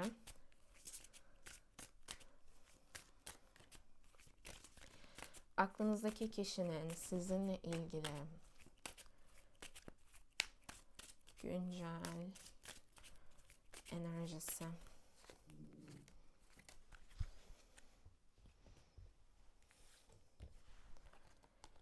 Bitiş süreci dedim bakın. Sessiz bir bitiş süreci, sessiz sedasız bir bitiş süreci gibi görüyorum burada. Ama ve 2 kez imparator kartı çıktı. Şimdi bu bitiş sürecine burada belki boşanmak üzere olduğunuz ya da boşandığınız bir eşiniz için tutmuş olabilirsiniz. Ya da diğer olasılık zaten evli olan ve belki bu yüzden sessiz bir bitiş süreci içerisinde olduğunuz birisi için dinliyor olabilirsiniz. Öncelikle şöyle söyleyeyim. Güncel enerjisinde şunu görüyorum. Aslında bir şeyler konuşulabilirdi. Yani resolving conflict. Aslında burada karşılıklı anlayış gösterilebilirdi. Nasıl diyeyim, sanki belki onun zor durumda olduğu durumları belki siz anlayabilirdiniz. Sizin zor durumda olduğunuz durumları o anlayabilirdi. Ama bu sanki yapılmamış gördüğüm. Belki iki taraf da inat yaptı. Bir taraf sustu, içine attı. Bir taraf dışarıdan sert gözüktü, otoriter davrandı. Burada gördüğüm. Ne olursa olsun içinde bir acı çektiğini söylüyor. Resolving conflict'le, yani bir çatışma içerisinde olduğunu söylüyor. Bir sevgiye, ilgiye, bakıma, böyle ihtiyacı olduğunu söylüyor. Belki annesini babasını özlüyor olabilir, burada gördüğüm, hayattaysa ya da değilse de. Belki kaybettiyse özellikle bunları özlüyor, bunların desteğine ihtiyaç duyuyor olabilir. Ben burada özellikle eril enerjiye baktıkça da şu destede ağlayasım geldi açıkçası. Erkekleri de çok üzülmek istemiyorum. Şaka yapıyorum bu arada. Ben çok ayrım yapmamaya çalışıyorum. Ama ay, bu kesin kolektifin enerjisi. Bakın araya girdim muzur bir şekilde. Gerçekten orada bir baktıkça ağlayasım geldi. Size kart tavsiye çekmemiştik. Onu bir seçelim.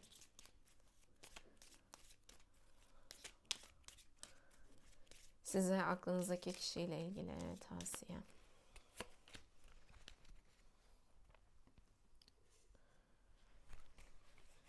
Ve size aklınızdaki kişiyle ilgili tavsiye. Mesaj.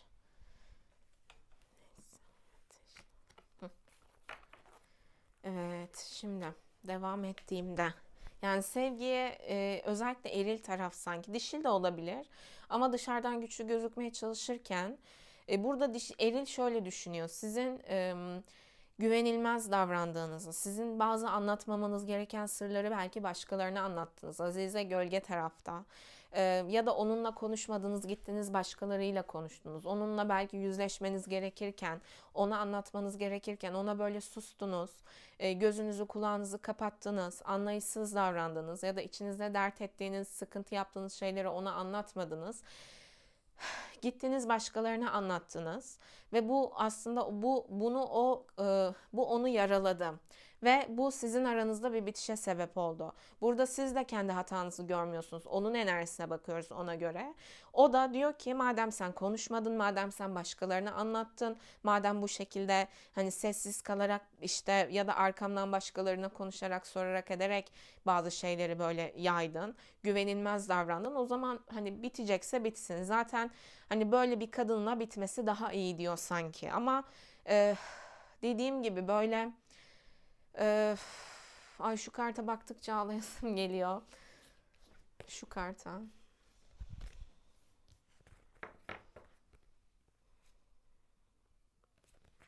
Şöyle yapacağım.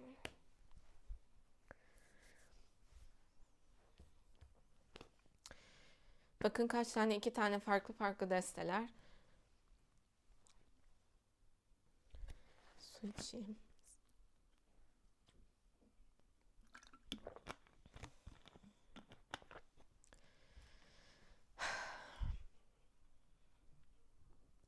Yani günceldeki mahkeme kartıyla da ya bir ayrılık sürecinden geçiyorsunuz ya da ilişkiyle ilgili radikal kararlar alınan bir süreçten geçiyorsunuz gibi. Aslında bu kişi sizinle yüzleşmek istiyor. Bunu görüyorum. Ama diyor ki eğer sen sessiz kalıyorsan, sen bazı şeyleri sinsice halletmeye çalışıyorsan, böyle arkadan iş çevirdiğinizi falan düşünüyor olabilir. O zaman hani o neden konuşmaya çalışsın ki, o neden derdini anlatmaya çalışsın ki sen bunu yapmıyorsan ya da sen anlayışsız davranıyorsan, yani o diyor sanki, özellikle eril dişile diyor burada gördüğüm. O yüzden sanki böyle karar verme aşamasında ilişkiyle ilgili. Bu bazılarınız için gerçekten mahkeme kararı, boşanma davası vesaire olabilir. Bazılarınız için de böyle geçmişle yüzleşme ve bundan sonra nasıl ilerleyecek? Bununla ilgili bir karar olabilir. Gördüğüm aslında iki tarafında yanlışlarını da doğrularını da gördüğü bir süreçten geçtiğini de söylüyor kartlar.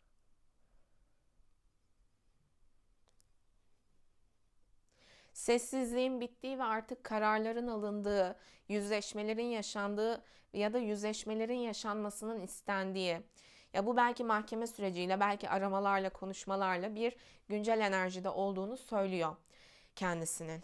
Üzerinde öyle koşturan durum imparator, güçlü gözükmeye çalışması. Ee,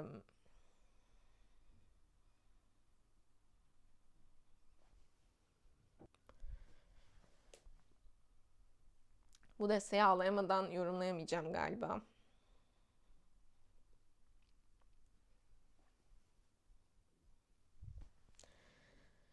Ee,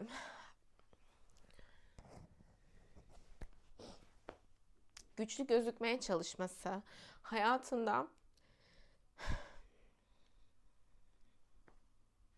İmparator kartına İmparator kartına baktıkça da ağlayasımın gelmesi.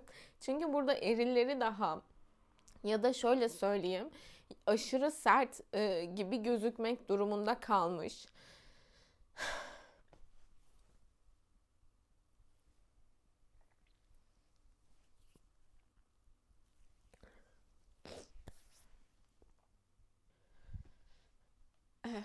Aşırı sert gözükmek durumunda kalmış. Otoriter gözükmek durumunda kalmış. Hayatında annesini ya da babasını, baba daha çok gözüküyor, arayan bir enerjide, ama onu bulamadıkça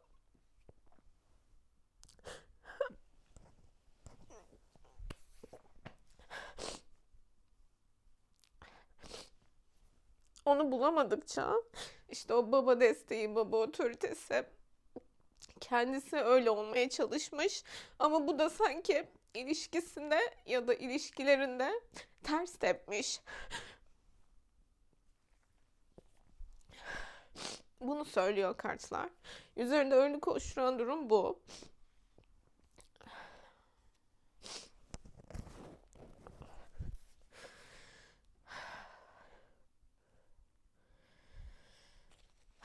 Bazılarınız için şu da olabilir.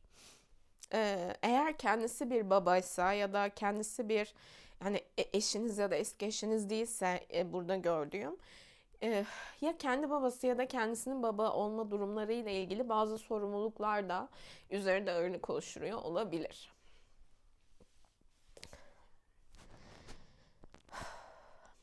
Şu imparator kartın ters çeviri. İmparatorun da yani duygusal. Şu andaki akış öyle ama. Evet, şimdi kupa dörtlüsü geçmiş enerjisi. E, Ya böyle dediğim gibi bazı sorunları yok saymak. E, Hani küsmek. Yani kimse burada sanki yapıcı olmamış. Bir taraf otoriter gözükmeye çalışmış, bir taraf kendisi kendi içinde tutmuş, kendi içinde anlamlandırmaya çalışmış. Sonra belki böyle başkalarına anlattı, sır gibi gözükmesi gereken şeylere. O yüzden belki güvenilmez bir kadın konumuna düştü. Ya burada iki tarafta aslında birbirinin kıymetini bilemedi. Hani fazla tripli davrandılar, fazla içlerine attılar. Hani yeni bir sayfa açılabilecekken, konuşulabilecekken, görüşülebilecekken bunu yapmadılar diyor kart geçmişte. Yani o da sizinle ilgili bu enerjideymiş. Yani daha küsme, kendi içine kapanma, belki trip atma, e, ama bunun da onu mutsuz etmesi gibi süreçler içerisindeymiş. Bu kişi için böyle açıkça konuşmak, e, iletişim kurmak zor olabilir. Yani duygularını açmak, otoriter gözükmeye çalıştığı için.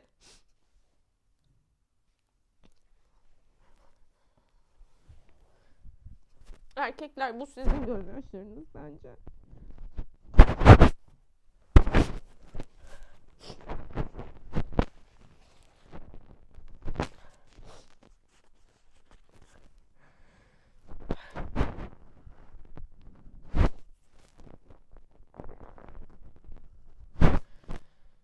Çünkü negatif tarafında, bakın bu da şimdi gözüme çarptı tekrar. Çünkü zaten negatif tarafında, gölge tarafında sizinle ilgili büyücü kartı. Konuşamıyor diyor kartlar. Kendini ifade edemiyor. Belki böyle hani onu bilmiyor yani bu kişi. Bunu söylüyor kartlar. Bu konuda yetenekli değil. Belki böyle sinirli gibi gözüküyor konuşmaya çalışınca.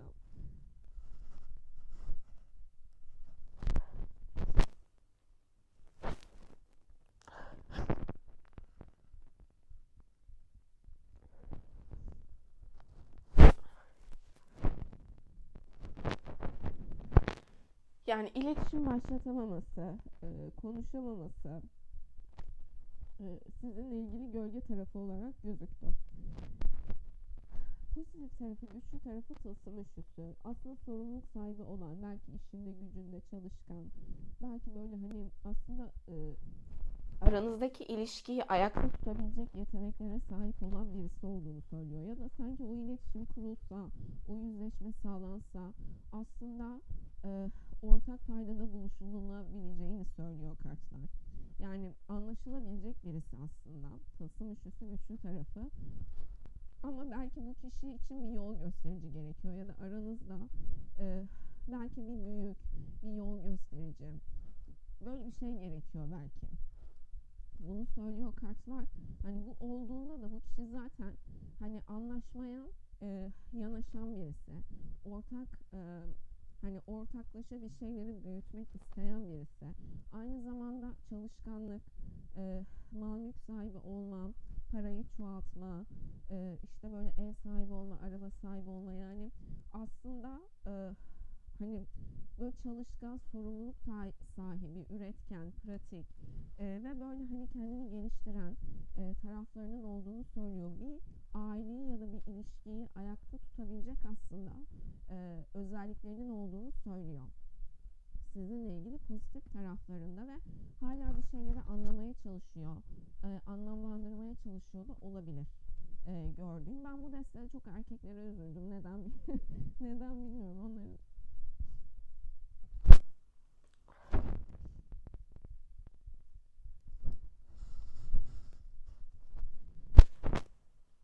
Onların Şeyi daha şey gözüküyor. Enerjisi bastırılmış ve hani kimseye gösterilmeyen üzüntü gibi.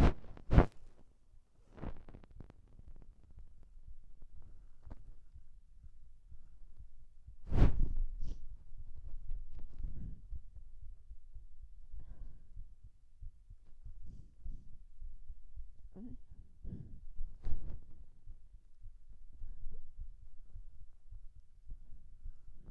ay vallahi yoruldum ağlamaktan.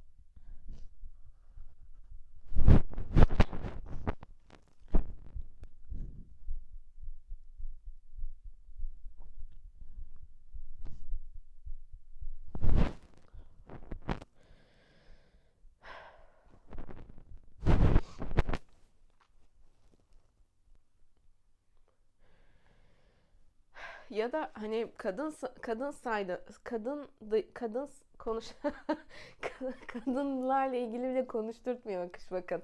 Bu deste sanki öyle. Bu deste sanki daha çok kadınların kendilerine bakması gereken ve erkeklerle ilgili bazı şeyleri, onların yaşadığı zorlukları da görmeleri gereken bir akış gibi. Çünkü şunu söyleyecektim, hani erkek gibi davranmak zorunda olmuş kadınlar için de geçerli olabilir diyecektim ama söyletme söyletmedi akış. Yine kendinize göre dinleyebilirsiniz. Şimdi sizinle ilgili neyi görmesi, neyi bilmesi gerek? Kupa yedilisi. Sizin aslında birazcık havai, birazcık sanki terelelli bir tarafınız var. Yani e, akıl beş karış havada diyesim geldi. Çok akıllıca karar verebilen ya da çok akıllıca davranabilen, biraz aklı beş karış havada birisi olduğunuzu görmesi gerekiyor aklınızdaki kişinin. Bunu söylüyor kartlar. Bazılarınız için bağımlılıklarınız olabilir, Allah korusun, ama yine kupa yedilisiyle bunu görmesi gerekiyor olabilir. Sizinle ilgili zaten mesajcı rüyalar görüyor olabilir. Ama ben burada şunu hissettim. Yani aklınızdaki kişiye sizinle ilgili kartlar diyor ki onun kafası karışık. Çünkü o şu anda bazı şeyleri net göremiyor. Aklını toparlayamıyor. Birazcık sanki kim nereden çekerse oraya gidebilecek bir tarafınız da var gibi bu yüzden. E, O yüzden aklınızdaki kişiye tavsiye bu olarak gözüktü. Yani çok şu anda gerçekleri göremediğiniz, karar veremediğiniz, biraz aklınızın beş karış havada olma durumu ve bağımlılıklar vesaire söz konusuysa yine bu da gözüktü. Yine Allah korusun ama kendinizi biliyorsunuzdur. Sizinle ilgili görmesi gereken durumda gözüktü bu. Hani bu da belki onun ruh durumunu etkiliyordur diyor.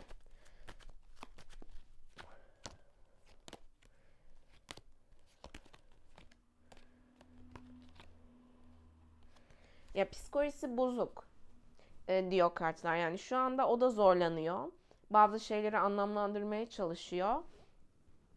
Ama sağlıklı karar veremiyor diyor sizinle ilgili kartlar ona. Psikolojisi bozuk derken kötü anlamda değil, yani iki taraf da yıpranmış gibi gözüküyor zaten burada. Ee, Sizinle ilgili onu etkileyen dış etken tılsım ikilisi. Ben burada yine karar verme süreçleri. Yani ne karar verse, ne yapsa, barışsanız geçmişteki gibi olur mu? Boşansanız yine hani belki maddi açıdan ne nasıl olur? Ne yapacak? Ne yöne gidecek? Biraz bu durumun acemisi olduğu ve bu durumu nasıl yöneteceğini bilemediği durumlar olduğunu ve maddiyatla ilgili de kaygıları olduğunu söylüyor kartlara. Nasıl olacak, nasıl halledilecek bunları düşündüğünü söylüyor kartlar. Onu etkileyen dış etken. Sizinle ilgili korkusu kılıç dörtlüsü. Ee, Yalnız kalmak demek istedim birinci olarak. İkincisi de dediğim gibi özellikle psikolojiniz bozuksa burada gördüğüm. Çünkü sizinle ilgili görmesi gereken durum biraz kupa yedilisi. Akıl ve çıkarış havada gibi. Belki diyor ki sizinle ilgili şundan korkuyor olabilir. Ya onu işte kandırırlarsa, ya onu işte yanlış yönlere hani götürmeye çalışırlarsa, yanlışa sevk etmeye çalışırlarsa, bunlarla ilgili korkusu gözüktü. Yine işte hani bu durumun onu daha da fazla belki yormasından ya da yalnızlaştırmasından korkuyor olabilir. Aynı zamanda gördüğüm. Bu şekilde gözüktü. Şöyle tekrar ekstra kart seçeyim.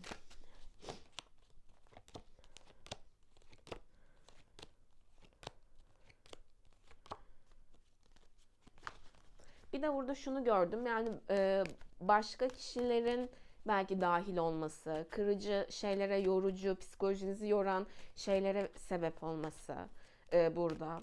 Bu sessizliğin belki devam etmesi yine onun korkularından gözüktü. Burada gördüğüm.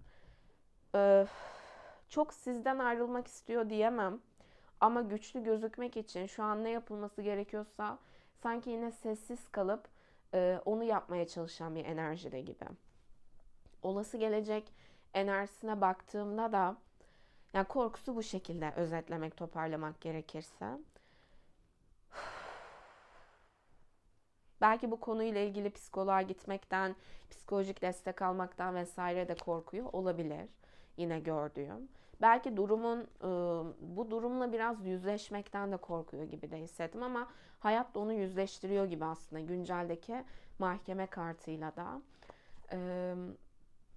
Sizinle ilgili olası gelecek enerjisi değnek üçlüsü. Yani bir fiziksel mesafe, araya giren bir uzaklık, bunun olabileceğini ya da güncelde zaten bu söz konusuysa bunun devam edebileceğini söylüyor kartlar. Gördüğüm bir uzaklaşma ama belki böyle uzaktan uzağa böyle bir hani stalklama, haber gelecek mi, ne olacak? Daha çok geri çekilip bekleme enerjisi. Ama böyle bir taraftan belki stalklama, böyle hani araştırma, bu tarz bir sürece geçebilir sizinle ilgili diyor kartlar gördüğüm. Hani ne olacak, nasıl ilerleyecek gibi yine böyle bir enerjiye geçebilir. Ama olası sonuç enerjisi kule çıktı. Yani yine o uzaklık ve mesafe aslında devam ederken ani bir olay, ani bir kavga, ani böyle rahatsız edici bir süreç yaşanabilir gördüğüm. Buna dikkat edebilirsiniz. Bu çocuklarla ilgili olabilir. Yaşça küçük kişilerle ilgili olabilir. Ya da burada bir anne figürünün ya da bu üçüncü bir kadın olabilir gördüğüm. Çocuklar üzerinden arayı bulandırma, ortalığı karıştırma konuları nedeniyle böyle hani aranızda uzaklık, iletişimsizlik olsa da böyle hani aklınızdaki kişinin bir şeye sinirlenmesi, bir şeye böyle anlık tepki göstermesi gibi bir şey olabilir. Bunun sebebi de burada kılıç beşisiyle çıktığı için söyleyeceğim bu imparatoriçe. Şeref yoksunu, güvenilmez bir anne figürünün, kadın enerjisinin. Bakın ne çıkarsa onu yorumluyorum. Objektif ilerliyorum burada. Zaten özellikle erkekler açısından çok ağlattı akış. Onların acısını yansımasıydı.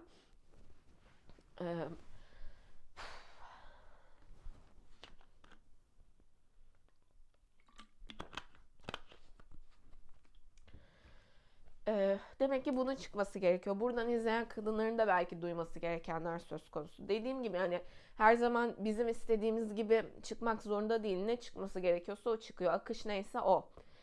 Olasılıklar doğrultusunda. Burada da olası sonuçta özellikle bir kadının, bir anne figürünün böyle ortalığı karıştırması, özellikle çocuklar üzerinden ortalığı karıştırması nedeniyle bir şey yaşanabilir. Bir kavga, bir anlık bir sinir, bir kopuş, belki tamamen bir kopuş yaşanabilir diyor kartlar gördüğüm olasılıklar doğrultusunda. Ve burada belki bu erkek onu seven, ona hak eden, belki olası gelecekte yeni birisiyle yola devam etme kararı alabilir gördüğüm. Ama bazılarınız için şunu söyleyeyim. Ortalık karıştıran kişiler, çocukları kullanan kişiler, bunlarla ilgili kişiler kendi hatalarını görürse, bu sizseniz de ya da hayatınızda özellikle anne figürlerine dikkat edin. Bu yengedir, ne bileyim işte kayınvalidedir, bilmem nedir. Hani anne figürü diyor kartlar. Kılıç beşlisi imparatorça çıktı gördünüz. Özellikle çocukları kullanarak, çocukların isteklerini kullanarak ortalık karıştırmaya çalışmaları, barışçıl gibi gözüküp savaş ortamı ortaya çıkarmaları gibi iptal negatif kötü şeylere. Bunlara dikkat edilmesi gerektiğini, işte yengedir bilmem nedir, işte abinizin eşidir bilmem nedir, böyle çocuklarınız varsa özellikle onlarla görüşüyorlarsa ediyorlarsa bunlara dikkat edin. Burada çünkü hani arka planda böyle şeref yoksunu şekilde ona doldur, ona söyle, dışarıdan herkese barışçıl gibi gözüküp ondan sonra böyle milletin arasını iyice alevlendirdiği sanki bir sürece sebep olabilecek bir anne figürü gözüktü. Ya da bu belki izleyen kadınlar için siz de olabilirsiniz. Hani kendiniz de egosal yaklaşmamaya dikkat edin. Burada gördüğüm. Yani bazılarınız için tekrar barışma durumu olabilir. Gerçekten aranızda sevgi bağı varsa. Ama bazılarınız için de özellikle burada erkekler için şunu söylüyor kartlar. Karşı taraf egosal davranmayı seçiyorsa eğer ya da bazı kişilerin ortalık karıştırdığını anlamıyorsa, görmüyorsa o zaman seni seven kişi zaten, sana duygu besleyen kişi zaten senin karşına çıkacak. Hak ettiğin gibi bir yuva kısa süre içerisinde de kurabilirsin burada. O yüzden sanki dediğim gibi bu deste belki de kadınlara da bir mesaj. Kadınlara da şunu söylüyor. Bu erkek seni seviyorsa, bu erkek sana bakıyorsa, maddi ihtiyaçlarını karşılıyorsa, evine yuvana bakıyorsa, sen birilerinin dolduruşuyla, görmediğin bilmediğin şekilde ya da belki gidip o kişiyle konuşup çözmek yerine pasif agresif davranışlarla, sırları başkalarına anlatarak ya da kendi içinde tutup ondan sonra böyle kendiliğinden bir soğukluk ortamı oluşturarak mı davranıyorsun acaba? Ama eğer hayır ben böyle yapmıyorum, işte bu kişi evine yuvasına bakmıyordu, şöyleydi böyleydi diyorsanız da o zaman belki bu anne figürü onun hayatındaki bir anne figürü de olabilir. Yengedir, odur, budur bilmiyorum. Kendinize göre düşünün burada gördüğüm. Çıkan enerji bu. Ama çoğunluk olarak erkeklerin acısı burada çıktı yani. Ee, Genelde insanlar imparator kartına baktıkça sinir olur bazıları. Ben çok rahatsız olmam imparator kartından. Genelde otoriteyle sorun yaşayan kişileri rahatsız eder. Bilinçaltı okuması diyoruz ya, bazen hani pozitif kart, mesela imparatorça kartından rahatsız olan kişiler bile söz konusu yani. Özellikle anne olamayan, annelikle ilgili problemi olan ya da anne olmayı o noktalıkla karıştıran, bunu açıkça söyleyen ve bu doğrultuda eğitim veren birisine bile denk gelmiştim seneler önce. Eğitim açıyor ve imparatorça kartını anlatırken diyor ki bu imparatorça aşifte diyor. Anne olup çocuk doğurduğu için, işte bir erkeğin himayesine girdiği için aşifteymiş. Ben dedim ki bu şekilde siz taraflı kart anlatamazsınız. Ondan sonra zaten öncesinde kendisinin de uzun süre çocuğu olmamış. Ondan sonra işte Kendisini de anlattı falan. Ondan sonra ben anladım neden o kart, neden imparatorca gibi pozitif ve çok güzel bir karttan neden rahatsız olduğunu anladım. Ama sen şimdi burada bunu çözmek yerine eğitim olarak bu sanki kesin bilgiymiş gibi bu şekilde anlatamazsın yani hani bu kartı. O yüzden hep diyorum yani yorumcuysa da eğitimciyse de dikkat edin her türlü. Burada imparator kartında da genelde bazı kişiler ve sinir olur falan. Burada benim ağlamam imparatora baktıkça. Ama yani hüzünlüydü. Hatta şu an yine çevirmek isterim. Çevirsem ağlayacakmışım gibi bir enerji söz konusu. Burada. Kendinize göre dinleyin. Ama bir sessiz ve mesafeli geçen bir sürecin ardından bir kaos, bir kavga ve kopuş yaşanabilir. Erkekler bu sürecin ardından kısa süre içerisinde yeni bir kişi ya da onları seven bir kişiyle yola devam edebilir. Eğer bu seven kişi sizseniz siz, ama siz sevmiyorsanız başkasıyla.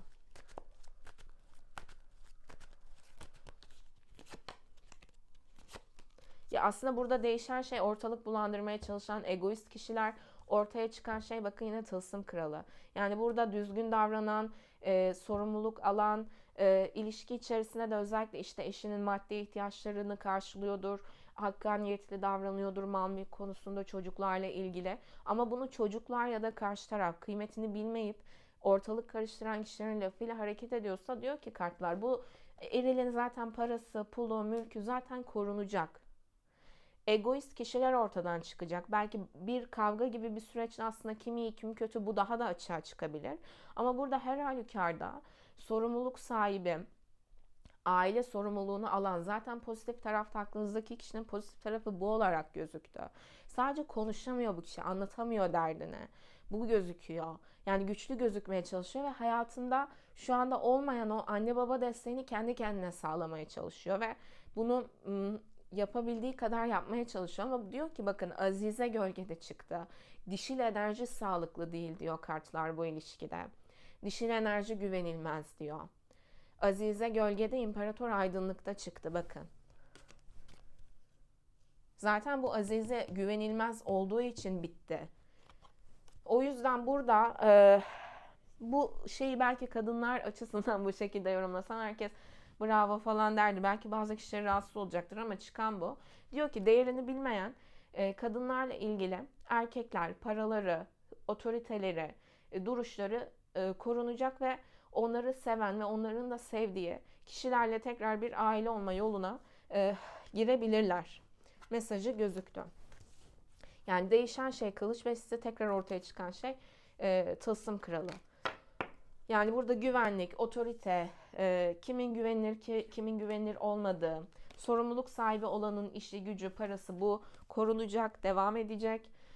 Değerini bilen kişilerle ortalık karıştıran, yalancı, ikiyüzlü, haset, fesat, şeref yoksunu kişiler de kaotik bir olayla aslında ortaya çıkacak bu olay vesilesiyle ve bu kişilerle bağlantı tamamen kopabilir. Ve burada düzgün olan kişinin enerjisi, parası, duruşu, işi, gücü, emeği, sorumlulukları korunarak devam edilebilir diyor. Aklınızdaki kişiyle ilgili size tavsiye, mesaj.